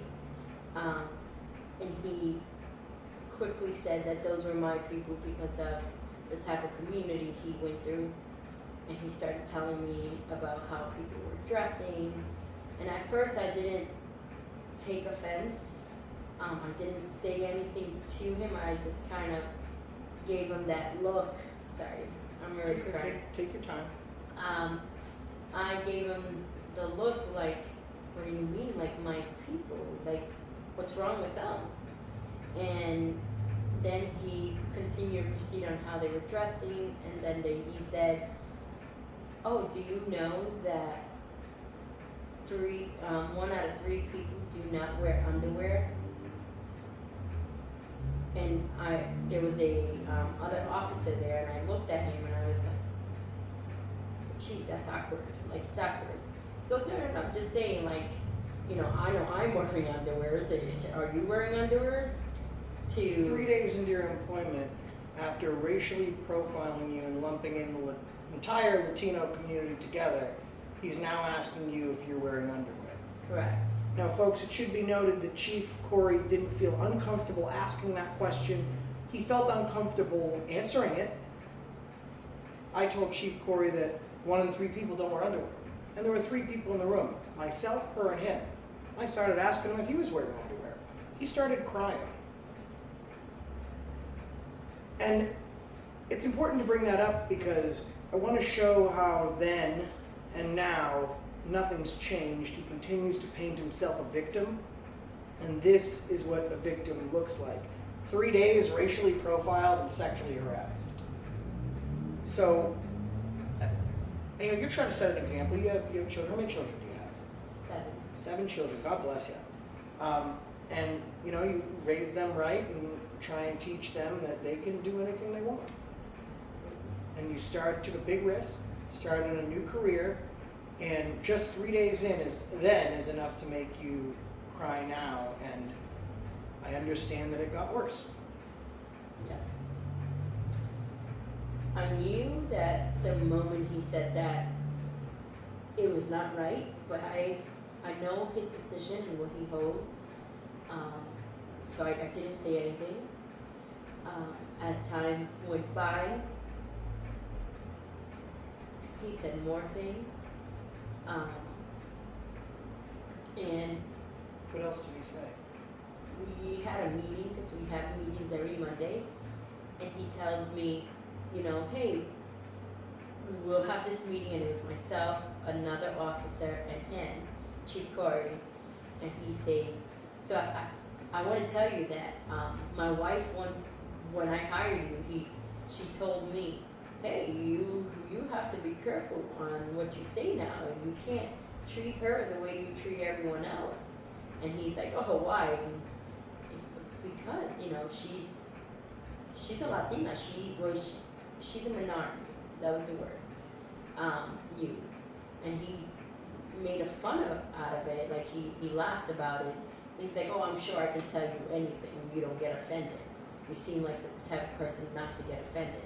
I said, I'm going to be honest with you. I won't get offended as long as there's 2 rules. And everyone that knows me knows I don't play about my kids, and I don't play about my husband. That's my family. Do you think he was gauging just how far he could push you and just how much you could get away with? Oh yeah. After that, I explained to him again, not my kids, not my husband, whatever. I'm the type of female, I'm crying now, but because I'm very emotional, I've been through so much, that I would tell you, hey, I'm not like a book you have to read and figure out. Like, you know what's on my mind. If I say, hey, I'm uncomfortable, I don't like that, I'm gonna tell you right there and then. And then of course, any human being is gonna say, oh my goodness, I offended her, or damn, next time I won't say that. So you set the bar, you set your guidelines, what you were comfortable with. Did he respect it? Things 3 days in, we're on 3 days in, it's this bad already. He doesn't respect it and things get worse. Correct. What happens next? So it was half day for school, and one of my older daughters could not pick up my kids. She couldn't be at the house to take the kids off the bus. I have 4 little ones, and I told them, hey chief, I have to go get the kids, and then I can come back. I can take that as far as like my lunch break. And he's like, oh, why do you have to go? And I said, because my kids are getting off the bus, and then there's nobody gonna be there with them if they get off the bus. And he says, well, I mean, don't you got like so many kids? So what if one gets kidnapped? He shocked me because I said, what? What do you mean? What are you saying, chief? Those are my kids. And then he says, well, no. And he goes, I'm just saying that not all kidnaps lead to rape. I said, chief, what the fuck did you just say? And he goes, no, what I'm saying is, ANAIS, listen to me. I didn't want to listen to him, so I walked out. I went home. I didn't come back that day. I came back the next day. No, hey, I'm sorry. Hey, I apologize for going overboard. None of that. And he denies it. I asked him today with my wife if he had said that, and he knew he had said it, and he stumbled on his words and he said, no, I never said anything like that. I told her that family comes first and to go get her family. And then I said to him, I said, Chief, there's recordings. Okay? There's recordings of you saying it. One chance to tell the truth here because I got a lot of recordings you didn't know about. And he said to me, he didn't even deny it. He goes, well, to my knowledge, you can't record, it's illegal to record anyone without their consent. Like, it doesn't matter that you got proof. You can't use it. I explained to him that the sign when you walk into the building saying that there's audio, that there's video surveillance intact, that is one consent already. So if anyone else wanted to go in there and record, they could, just like we did. Towards the end of the discussion, he agreed it was a public building. But he denied your truth and most of the allegations you made that weren't substantiated by the city. And he did it with very little effort. He apologized to you, and it seems that the apology was empty. Where did the letter? He's referring to the letter. It's his apology. The 1-sentence letter. The 1-sentence letter. So we gave him the opportunity to apologize again, and he said, ANAIS, sorry if I offended you, ANAIS. And I said, that doesn't sound like an apology. And she says, how long did you work with her? And he said, 2 months. And she said, you worked with her for 2 months, and after all this, you still can't even get her name right? That is so disrespectful. And that's what we're looking at now. We're still only a week into employment. So he says this to you about your kids. You take the day off. What happens next? So, right after that, where I was working at prior, I won awards for, working there, and sometimes I went above and beyond and they recognized that, and sometimes I was just being me, taking care of patients.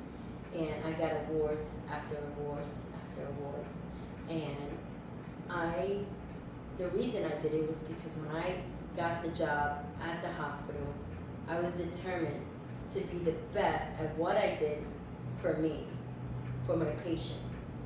So when I was filling out a paperwork, I have no connections with the fire department, so I don't know the lingo.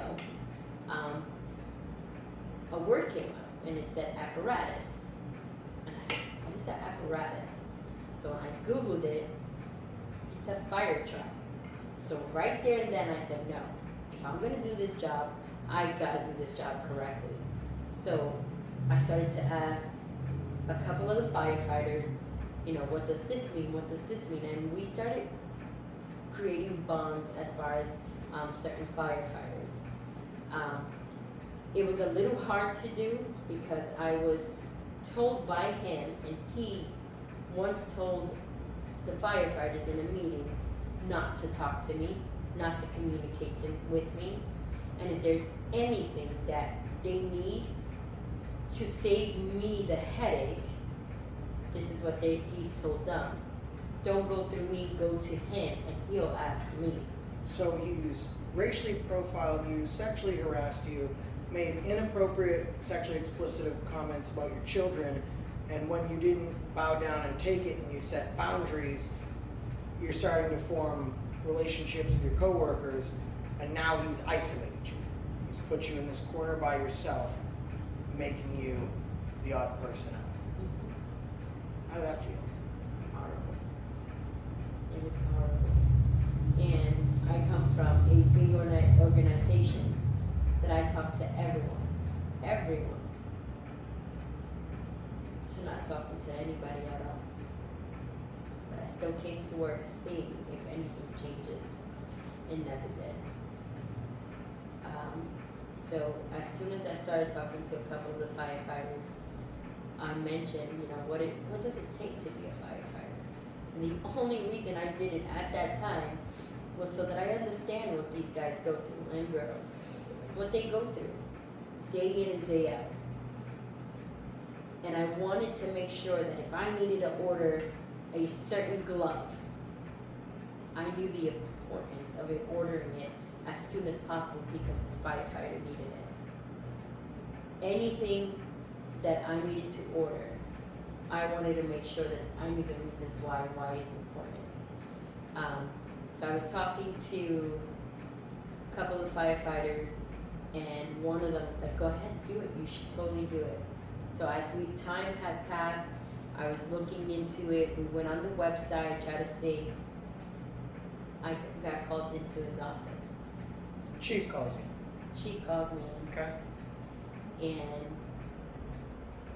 he was upset because a part of the budget wasn't done correctly. Not that it wasn't done correctly, it was just because I put question marks. Where's this money? Where's this going to? Where's the receipts? So in order to get things paid next door, which is town hall, I have to show the receipt and show, put it in the budget and then submit it. I didn't have receipts for gift cards. Gift cards? What do you mean? Gift cards. There was gift cards, $75 to his wife, $75 to himself, $30 here, $20 here. So just a little bit of How do you pay for the gift cards? He was billing the city to buy himself, his friends, and his wife gift cards. Can I see the blue phone? Thank you.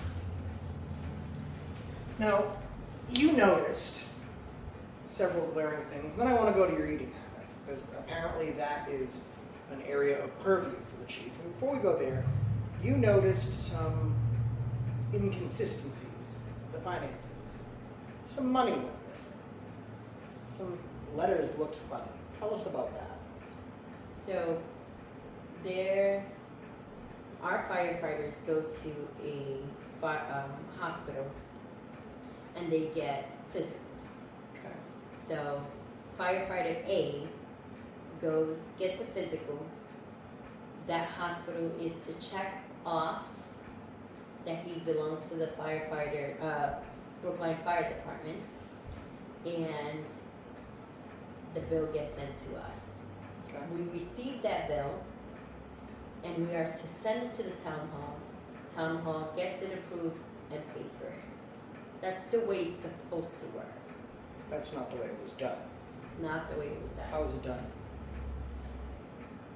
Chief Corey came to me and said, count how many firefighters went on their physicals, see how much they're charging, put it in Microsoft Word, and you see this paper that I have in my hand, and you see the footer, I want you to fold it in, and I want you to create a invoice so that we can bring it over. So the header, he's taking a paper, he's folding it. The header was from where? The header is from the hospital. Hospital. So what he's doing is he's committing fraud, and he's taking the header from the hospital, folding it over, having you type up a document on Microsoft Word, then he's taking the header from the hospital, he's putting on top of the document that he would have had you typed if you not been as criminal in your behavior as him, and then he wanted you to print it out as if it was an actual invoice. Correct. Now, can you tell me what this looks like to you? This is the invoice. That's the invoice. Now on this invoice, I want to show the folks at home. This invoice has fire department, recovery for Brookline Fire Department physical. It has some costs next to it. And then can we see this line here? Is that viewable? Let me bring this in. Oh, there we go. Perfect. See this line right here? That looks weird. ANAIS, could you tell me, hospitals, you usually professional, you work for one. Why is there a line going through the top here? Because it's a fake header. Now this amounts to $1,323.76. What do you do with that money when you refuse to help him break the law? So when he told me to go ahead and do that, and I said, I don't think I can do that. That's illegal. I told him, that's illegal. We cannot do that. We're not the hospital. Now, if we had our own header, Brookline Fire Department, Chief Corey, ANAIS, administrative assistant, and then bring it, then that's fine, because we're creating it. Chief Corey has the rights to use those headers and footers. He has no rights using the header and footer. Well, so what he's doing for all intents and purposes is he's making it look like this is a bill he just received from the hospital. And then he's going to the town hall to get the money, which should be handled by an administrative assistant. He didn't want you to do it for him, did he? No. Who took care of that money? He did. He did. Now, this is another one of those bills, and I'm finding it interesting that this one on the bottom, now he photoshopped this and tried to play with it, and he didn't do a great job. There's a stamp that's missing at the bottom here. I'll put it up on your screen. Can you tell me, ANAIS, why there is a stamp looks like it's missing? So, when I first started there, he showed me 3 stamps. Those 3 stamps were those 3 stamps represented the Board of Engineers. So in order to get anything approved, you have to have at least 2 signatures from the Board of Engineers saying, yes, this is, ANAIS needs her reimbursement. I'm gonna sign it. She has a receipt, and let's send it over. So he doesn't sign. It's 3 of the Board of Engineers. When I got there was a total of 5 stamps. 1 with the dates, so we can stamp when we're bringing it over. The second one was a stamp for when we do burn permits saying, please call the town of Hollis so that you can do your burn. The other one was for David Jokey, David Flannery, may he rest in peace, and David Santuccio. And because at any moment he needed something to be signed and none of these guys were available, he can stamp it. He had all the stamps. When he was taken out of his office and put on leave. They gave him the opportunity to take what he needed. And during a funeral, David Flannery's funeral, David Santuccio opened his door, allowed the chief to go in. Whatever he took, he took. But when David Jokey, and I explained to David Jokey, no, that's your signature, that was you. He goes, no, that's not my signature. So what you're telling me is that he's making he's forging fake invoices. He's turning the fake invoices in, personally collecting the money, and when it requires more than just his signature, he's got a copy of each stamp he needs from somebody else who doesn't have to go through him. Now, he was creating this invoice while someone passed away, wasn't he? Someone was fighting for his life. And he, the person ultimately in charge of the safety and resuscitation of the community of Brookline, while someone was fighting to stay alive, he was forging documents. He was so upset that I did not want to do that I felt uncomfortable. I told him, I'm uncomfortable, I am not doing that. He got so mad, he started screaming at me. Okay? I'm in a small little office. I have no other way out besides the window. So I couldn't even say, Chief, get out. Because he hits his little bugles and say, see these 5 bugles? That makes me the chief. And then what would he say to you about the location? Point to his badge and say what? He'd say that he has 5 bugles, and he tells me to look at my chest. I have none. And that's his house. And it's his house. Now, Power of authority. So after those documentation that I refused, while he was screaming, he stated, you know what, if you think that if it's illegal, that's totally fine. Go ahead and just type it up and send it to my email and I will print it. So if anything comes back, it comes back on me. And then the officer that was in the building at the time said he could be my proof that I said that I understand that this is not something you should do, but I needed to get done. I need to finish the budget.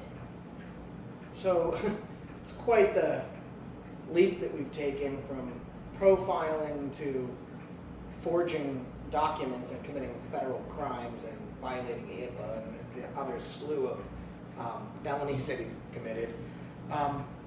What about your lunch? You can't lunch like a normal person? What happened?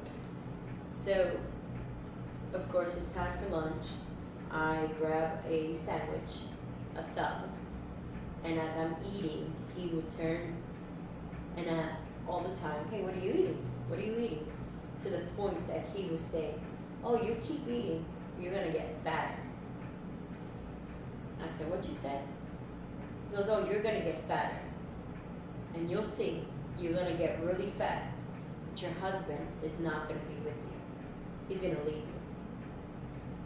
I said, Chief, didn't I tell you not to mention my husband? Why? What are you talking about? My husband and I, we've been married for many years. He's not like the way you think. Oh no, because all of us guys is the same way. I mean, I look at other things too. And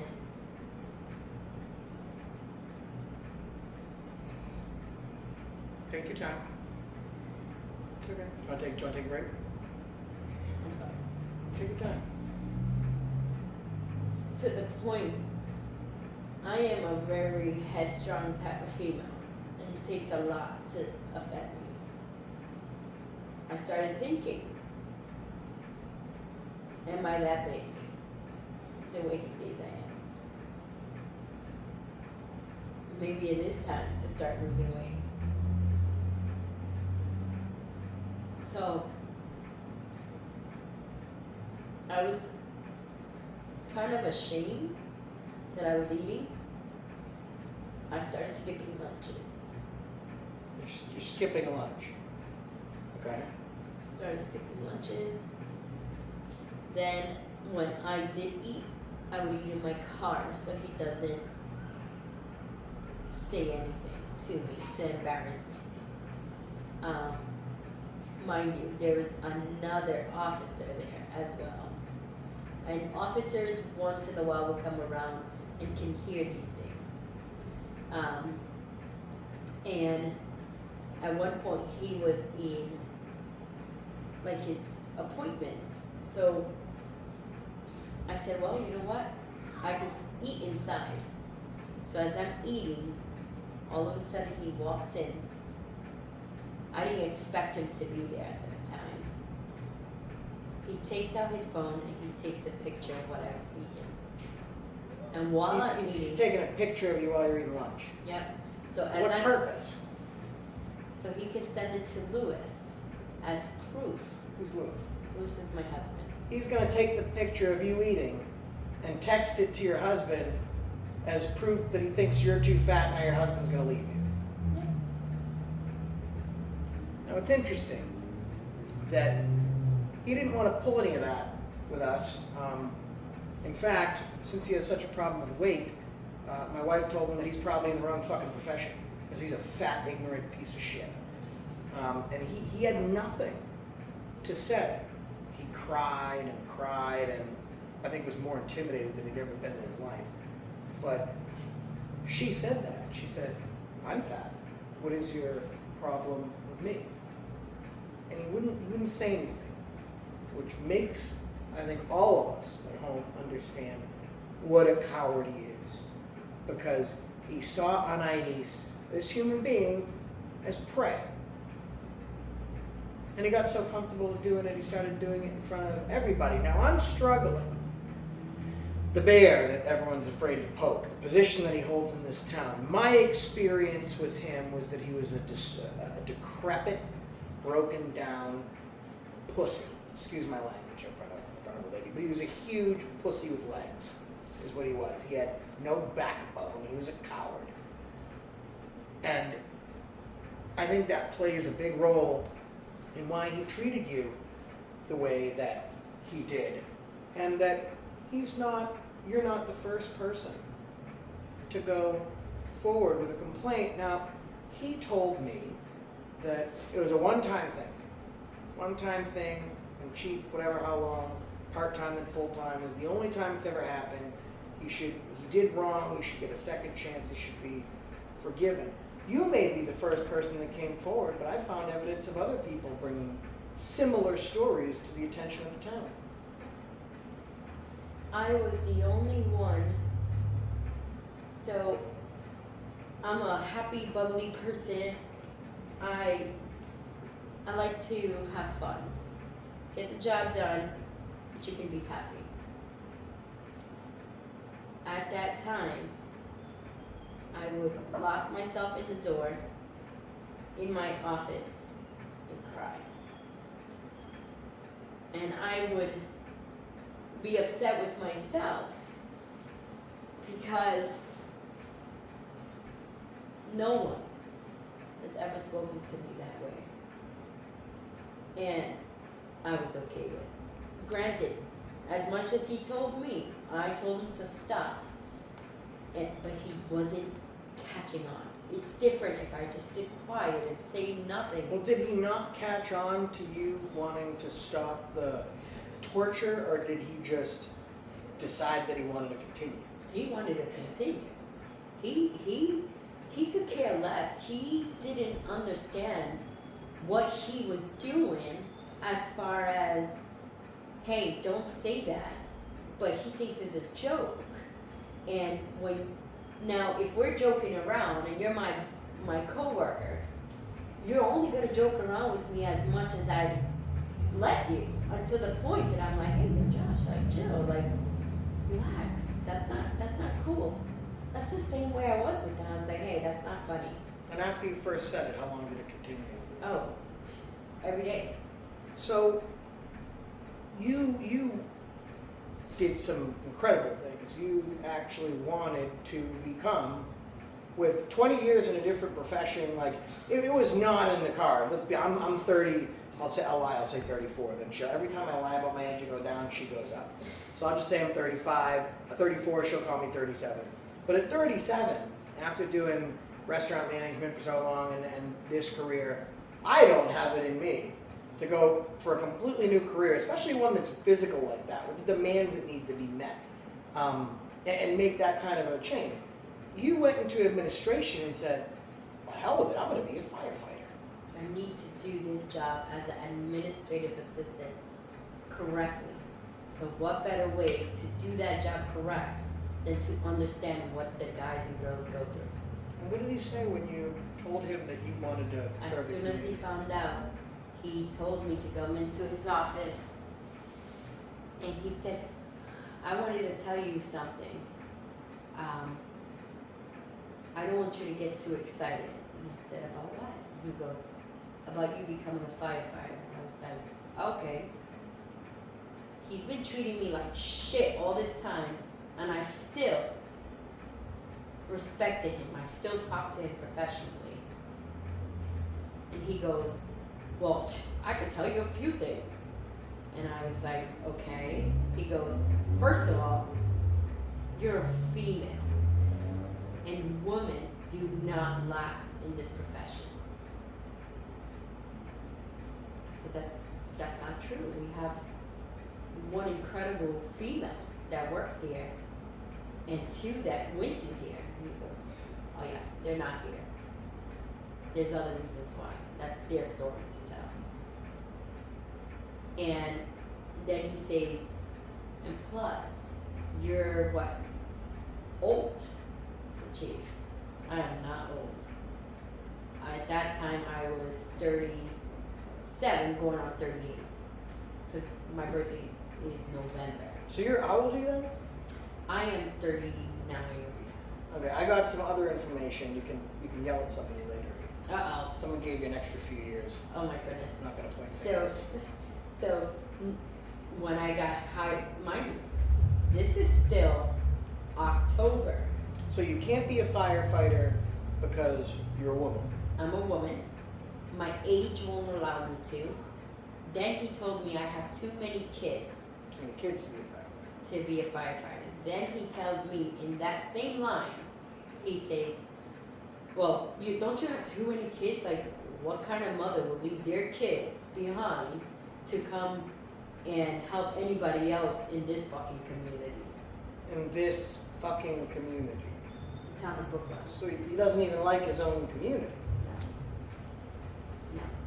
Now, And then at that point, I'm like, okay, you said there was 4. What's the last one? because he cried to myself and my wife. In fact, at certain points, I felt like he had tried to appeal to her more because maybe she represents the female vote. And he told us how proud he was of his community and how much he loved the community. And 3/4 of the town, including the fire department, back him. No, he does not. Ask him about the time when I asked if we should do something for the community, for the kids. I did. He responded no comment. Because he told me for Halloween, For the trunk or treat. I wanted to do the trunk or treat. He told me no. Thanksgiving came around. I asked if we could do a box and have the firefighters kind of bring cans and kind of give to the food pantry, which is right there. And he told me, oh, fucking do that. I'm not doing that. That's a handout. These people are already on food stamps. And I said, Chief, I've been there.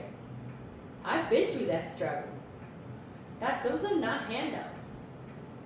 People that are on food stamps and government assistance, some are working real hard to get out of that. That's what I did. And I should not fucking do that. It's fucking community. Okay? This fucking community, the people of Brookline, and I've spoken to, in front of my wife, a police officer, a town employee, a select board member, and everyone had the same response when I asked them, why the chief had mysteriously went missing for 6 months. What was their response? Like a no comment.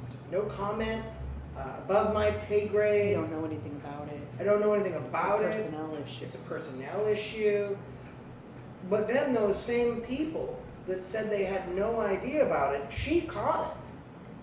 She then commented on the issue and how it had been handled. So, do you know about it? Do you not know about it? Do people really not know, or do people want to pretend it didn't happen? And what we're talking about is eventually, this sounds like it's gone on for the course of months and years, and we're talking about 2 months by Halloween. You went and reported it. I did. So what happened? So I was sitting in my office, and the assistant chief, Joe P, walked by my office and realized I wasn't like, hey, how's it going? I was to myself. So he told me he wanted to speak to me. An officer, which is the officer, must have explained to him a couple of things and said you might want to speak to ANAIS. So when he spoke to me, through my mind, I said, hell no, I ain't saying shit. I'm not saying anything. This guy is who he is. He's a chief. There's no way I'm gonna say anything on him. When I grew up in a city, snitches get stitches. You don't say shit. So in that very second, he goes, so I wanna make sure. Did he tell you this? I said, I'm gonna tell you this, chief, because he's also a chief. You ask me, and I'll tell you yes or no. Because the way I grew up, you don't just go out and be like, well, you know, so-and-so did this. You don't do that. You don't write checks your mouth can't cash. No, sir. No. Did he say this? Yes. Did he say that? Yes. When he mentioned it, he explained that the administrative assistants, with an S, before me, has complained about almost the same thing, but it stopped because they were too afraid to move forward. We corroborated the same thing after speaking to. There's been a lot of resources to help with this investigation. Resources that will remain anonymous. We'll just say that they're good people with very high access, both for that have the knowledge that we're watching this go down. Mm-hmm. So our ability to access records without a 91A was uninhibited. We were able to get all of this information and kind of fact check everything. And what she's saying is absolutely right. There's been a fissure in the community where most people that are in the know have chosen one side or another. Mm-hmm. And there was an investigation. He was suspended He was for almost 6 months. 6 months. 4 weeks unpaid, 5.5 month paid vacation. Now some of the things I found were interesting. ANAIS, could you please tell me, is this what I'm looking for? What this document is here? After, of course, I said something, and I was told, it's gonna get ugly. Are you sure you want to do this? I said yes. Someone told you it's going to get ugly. Yep. And I told them yes, because if I don't say something and I quit, the next person is probably not gonna have a voice neither. He's gonna do this again. That would be the 8th administrative assistant. And how long? I want to say within 8 years. There was one that lasted a good amount of years there, but I think it's because, I mean, obviously she did what she needed to do, but there was a couple of complaints, and the only reason I knew that was because I was told the same thing. Are you ready for everything that's gonna happen with this? And I couldn't. I didn't want no one else to go through this. So you put yourself on the chopping block so no one else would have to. Now you go in there, you speak to them, and you get a pretty good feeling. You get a feeling that they're going to do the right thing. If I may for a second, Yeah. this is the findings from this issue. And they sustained almost every one of your complaints. And I'm going to read verbatim. You allege Chief Corey made inappropriate comments to you about your weight, food choices, impacts on your weight, food choices may have in your marriage, denied you the opportunity to participate in Firefighter 1 training because of your age, who was made other inappropriate comments at the station regarding who was wearing underwear, places in Boston, people in Boston wearing clothes with their asses showing, instructed you to forge documents for a third party. They go on to say, regarding your first or the third allegations, found that based on a preponderance of evidence, Chief Corey made inappropriate comments, as you alleged, and that such comments violated the heightened conduct expectations outlined in the town fire department's policies. Regarding your second allegation, while the investigator did find evidence to support that, Chief Corey had commented that it might be hard for a woman of your age to complete firefighter training and that such comment violated town policy. She did not find evidence to substantiate your allegation that the chief denied your request to participate in Firefighter 1 training based on these characteristics, or that such characteristics were his primary concern. Regarding your fourth allegation, the investigator found that Chief Corey did instruct you to make those documents. Other people were interviewed about this, and there's a history of his conduct. One person says, every time a new female firefighter joins the fire department, Charlie, Chief Corey, makes it a point to tell every member to watch what they say around these members because we don't know what they'll handle. Suffrage was what, over 100 years ago? It's 2024. My wife is tougher than I am. You know, I'm more apt to emotionally break.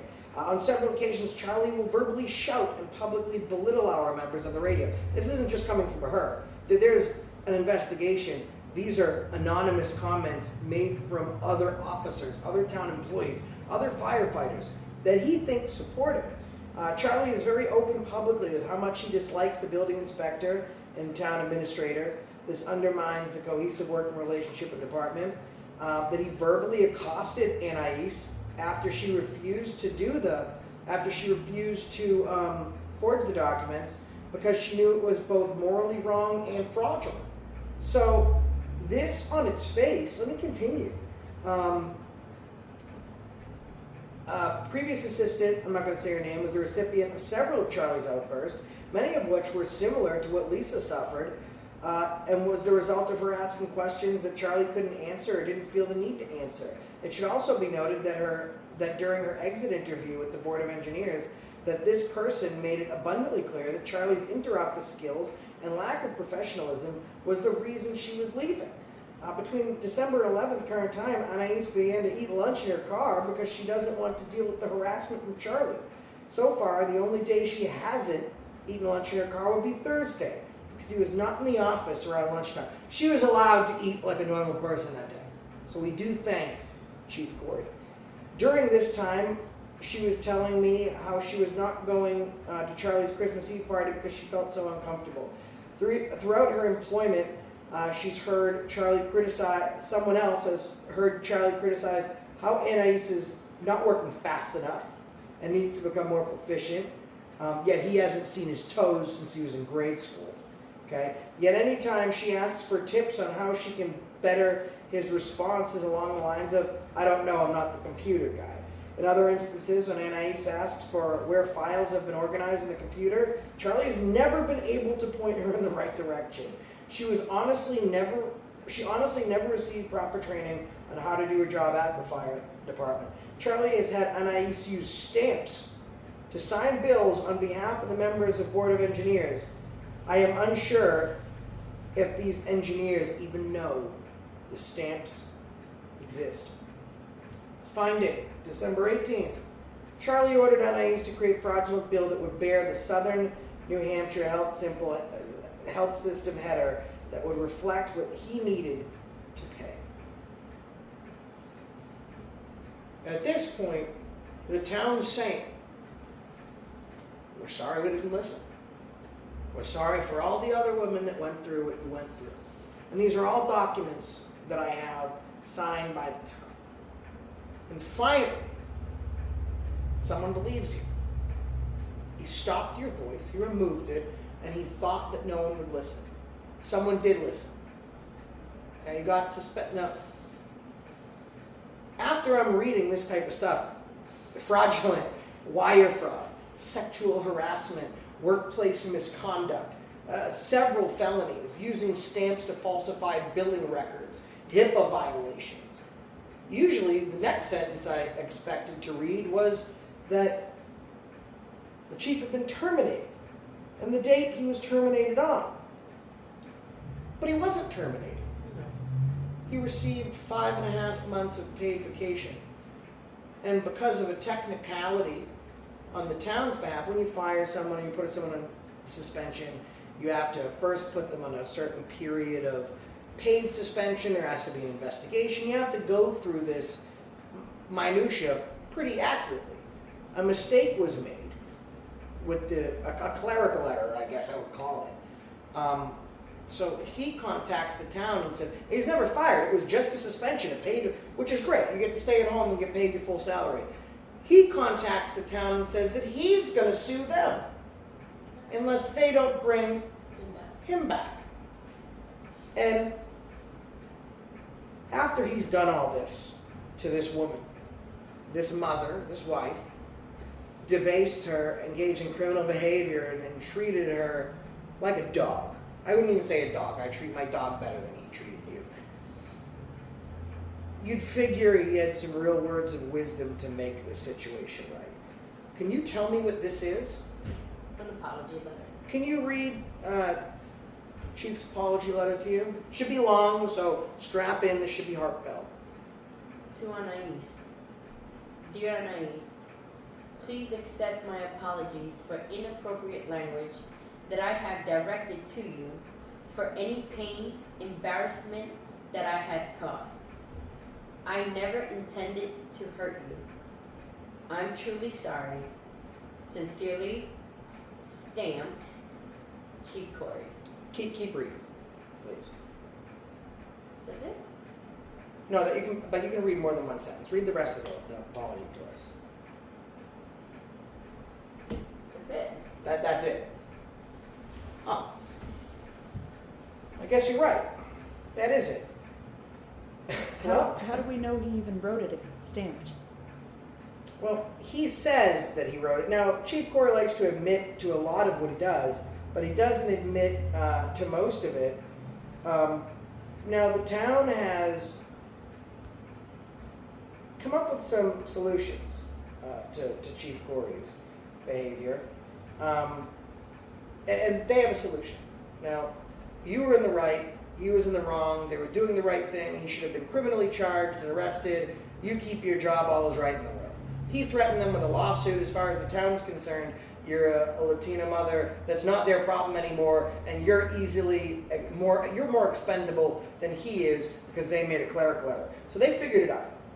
They told ANAIS, we would like to thank you for bringing these matters forward. As outlined above, while Attorney Janice did not determine that all of your allegations were substantiated, she did make findings that the chief's conduct in the workplace violated policy and fell far below our expectations of him as a leader of the department. The fire wards will not tolerate discriminatory, harassing, and or retaliatory conduct in the department and will be implementing appropriate disciplinary action. This is their idea of appropriate disciplinary action. He has expressed remorse. He's taken responsibility. He has further committed to change his conduct and understands that the fire ward will have zero tolerance for subsequent for similar conduct. The chief is further committed to improving his professionalism at the fire station and has assured us that he will not yell or otherwise raise his voice when addressing employees. We intend to hold him to these standards and commitments. If you or any other member of the department have any concerns about the chief's conduct upon his return to the workplace, please bring those concerns immediately to the fire ward. The concern is that he returned to the workplace. I mean, am I losing it? I mean, 4 felonies He's returned to the workplace. And he had his friend, we talked about a name. One of the stamps are on one of those names. Now, the Whistleblower Act protects you and any private or public employee. It protects you with a few things. It allows you, if something is illegal or you're facing harassment, to speak out. And it's a federal law, which means that there can be no retaliation for you speaking out. It is the municipality or employer's job to insulate, protect, and otherwise defend you from any discriminatory action or retaliation. But he had one of his buddies, whose name was on that one of those stamps, come in every other day to harass you. And the assistant chief. Now, did this create a fissure between you and the assistant chief? It sounds like initially he was pretty he was willing to back in, and things kind of, he backed right off. Yes, it did. I have nothing negative to say about that, about the assistant chief Joki. He was put in a situation that unfortunately didn't go the way he thought it was gonna go. He was getting harassed by Dave Santuccio, and so was I. There was documents that needed to get done by the ending of the year, just showing like the town plan and what is it that the fire department did for budget, things like that. When I first started, it was okay to post, we're excited to have ANAIS to start the fire department. Of course, hey, community welcome. Yep. Someone new's on board. Yep, and everyone was okay with that. Then, fast forward a little bit, now we're writing this documentation. I wrote exactly what the Facebook post said about being excited. Mm-hmm. And Dave Santuccio. I got it right here. So it said, as Stacy transitioned from the fire department, we welcomed Anais as our new administrative assistant.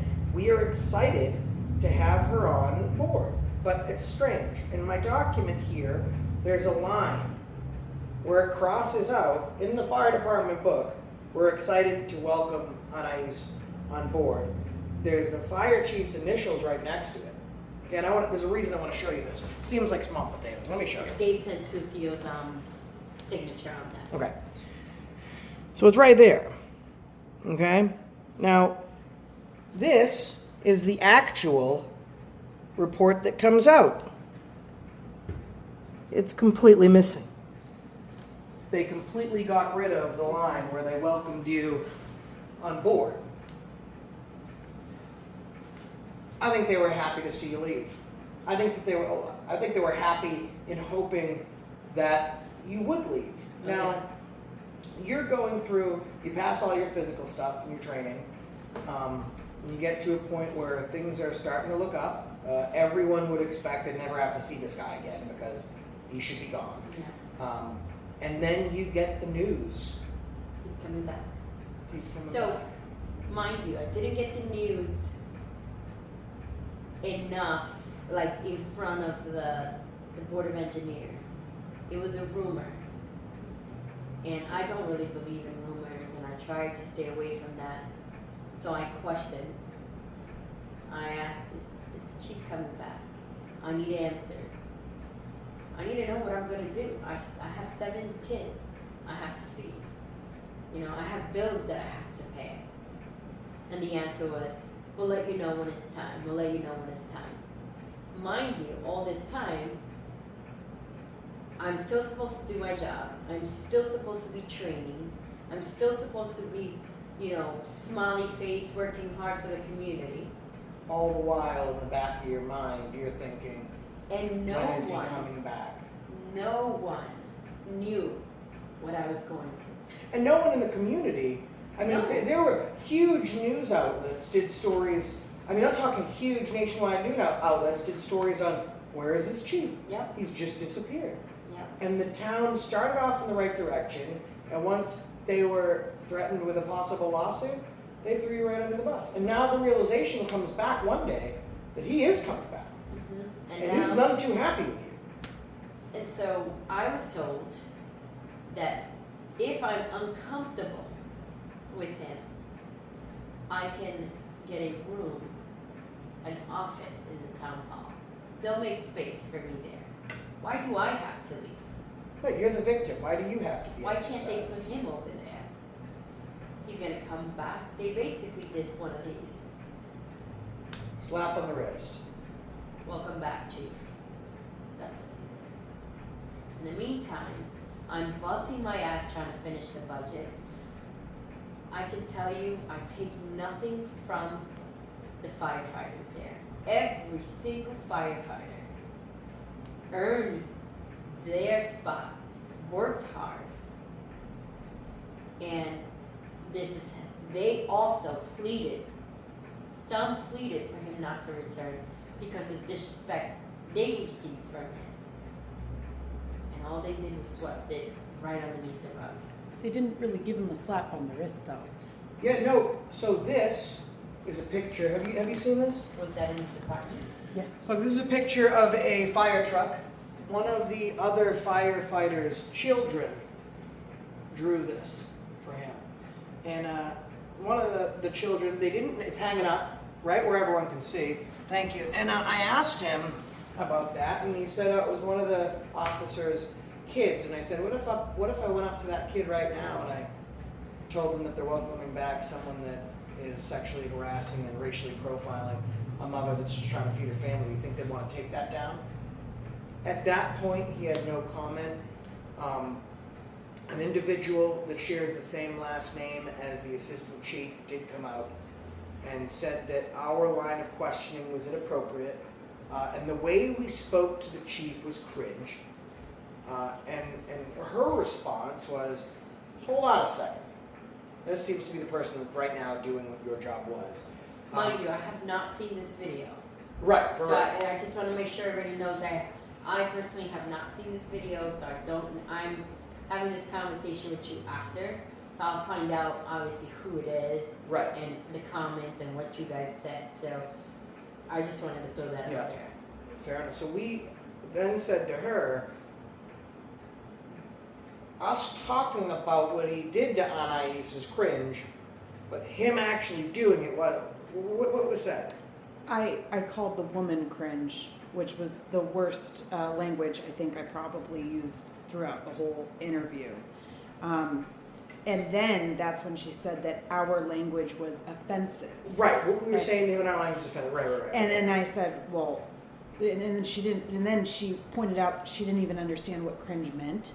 So then I said, well, if you don't understand what it means, how can you be offended? That's how it all started. Right, and then it kind of barreled into, we were bullying the chief, and my point was, how can us talking about what he admitted he did be offensive, but him actually doing it Was it? is not offensive? Right. It was incredible. The thing is, I feel like no one is there. Firefighters come in and out. Officers come in and out. They're not sitting there with him.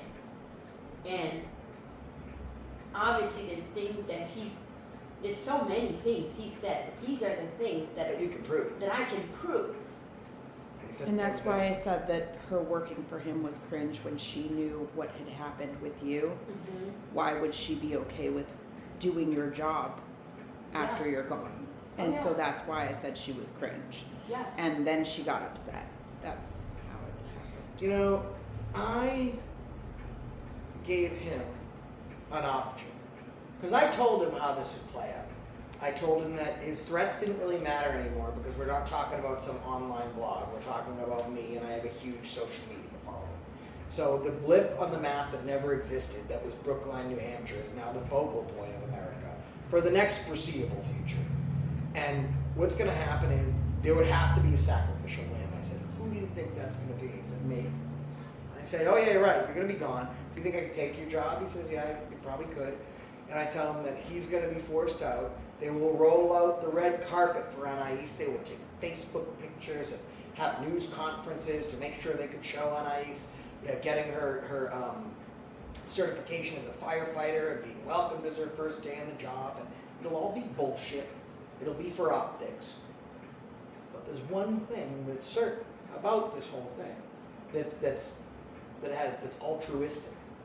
is the fact that while all this is going on, whether the town means it or they don't, and they're just trying to save face, is that he's not going to be there. But I gave him the opportunity to withdraw, to resign, because I've compiled all the evidence. I'm going to bring it to the police department. I even went to the lengths of speaking to one of the select people and told him that I was going to come to the next meeting and explain to the entire community why their chief is missing for 6 months. I said, no, you can't. It can't be about personalities. I said, listen, you fuck around and find out. You're not going to tell me what I can do. I've been doing my job longer than you've been doing yours. I'm going to come to that meeting and I'm going to say whatever I want. And he said he's not, or I'd be asked to leave. And it was interesting. The police didn't share that sentiment. They didn't share that I was going to be removed from the building. As long as I didn't break any laws, I could go in with you or whomever else or however many of my followers I wanted to redress my government. And this is one of the board members? Yeah.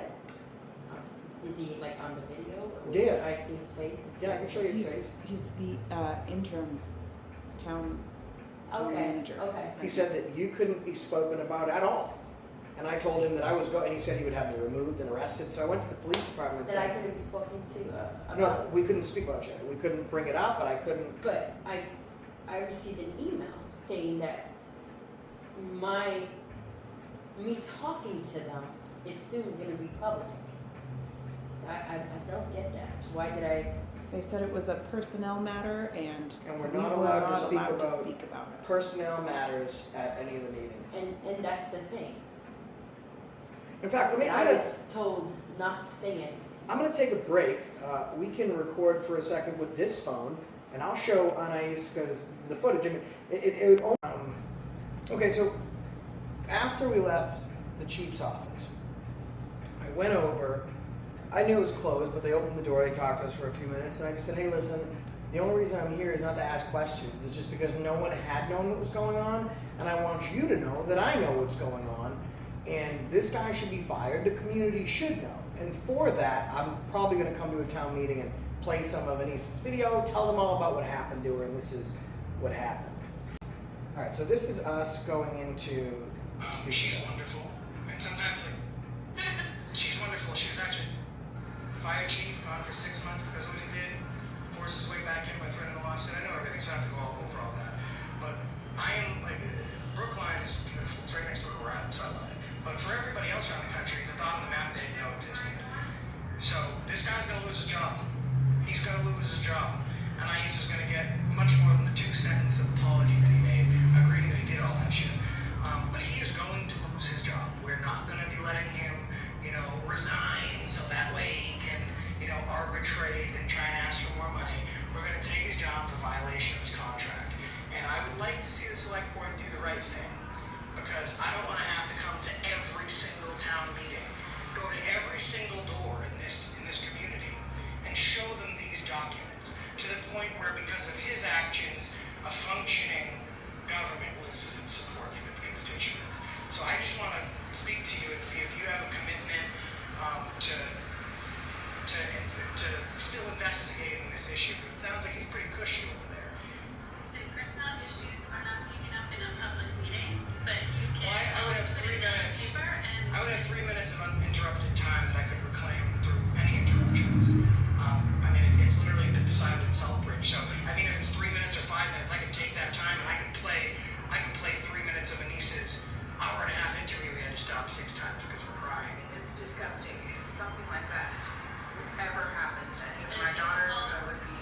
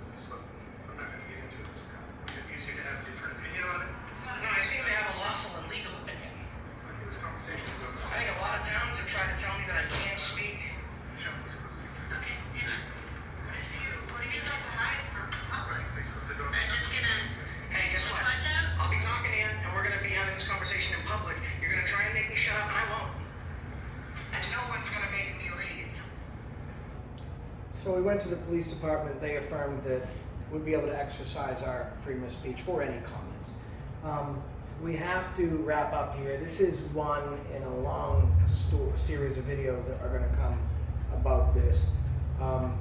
You did something that was out of the norm. You spoke out, and then you saw a little bit of hope, and they crapped on you. You trusted them to do the right thing. You were brave enough to speak out, and then they turned on you. And on that point, I wanted to kind of say, when I did speak out and I was able to say something, it did open doors for other firefighters to express what they've been going through. But I was told by a certain individual, what I did was basically, he called me a hero. A hero is someone that does something that is unexpected in me. And for you, it wasn't unexpected. You did what was right. Why is it that I'm looked at as a hero? This is something that is not okay. If someone is killing somebody, you know it's wrong. You're going to report them, you're going to call the cops. That's something you do. You're not a hero because you did that. It's something that you just do. The way he treated me is not something, it's the way he treated me day in and day out is not something you should be doing to anybody or anyone should go through. It's always heroes that tell other people their actions were not heroic, but they are. Not. We have to end here. ANAIS, I want to thank you. You are a hero. He might have did it to you, but you're the last person in Brookline he's going to do it to. We're going to take his job. We're going to show up at the meetings, and that's the reason I stopped you today. Thank you. So everybody, you've heard from ANAIS, and what has happened to her is an absolute tragedy. And people will only speak up for what's right if someone leads the way. That's how leadership works, right? It takes someone who is a hero to convince you that they're not a hero, but she gave up everything so that her voice could be heard, and now she can't afford her 2 car payments. She's looking at losing her home. She's been trying to go to other fire departments to find that the chief has used his contacts to waylay those opportunities, but she still showed up because that's what ANAIS does.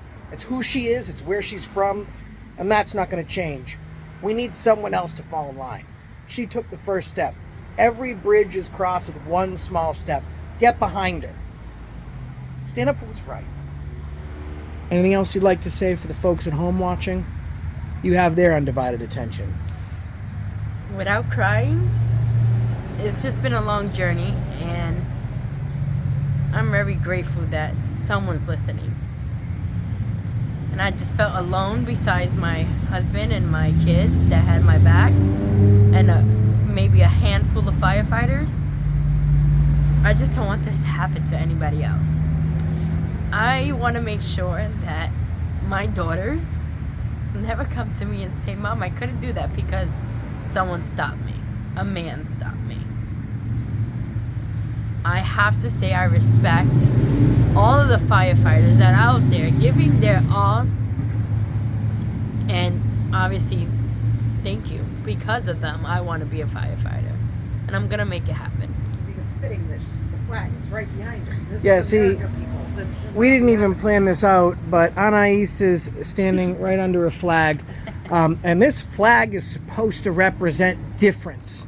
It's supposed to represent the equality within difference. The fact that this nation, unless you were native to this country, was started by people that look different, that sound different, that act different, that make different choices, whether it be their sexuality, their orientation, or whatever it may be.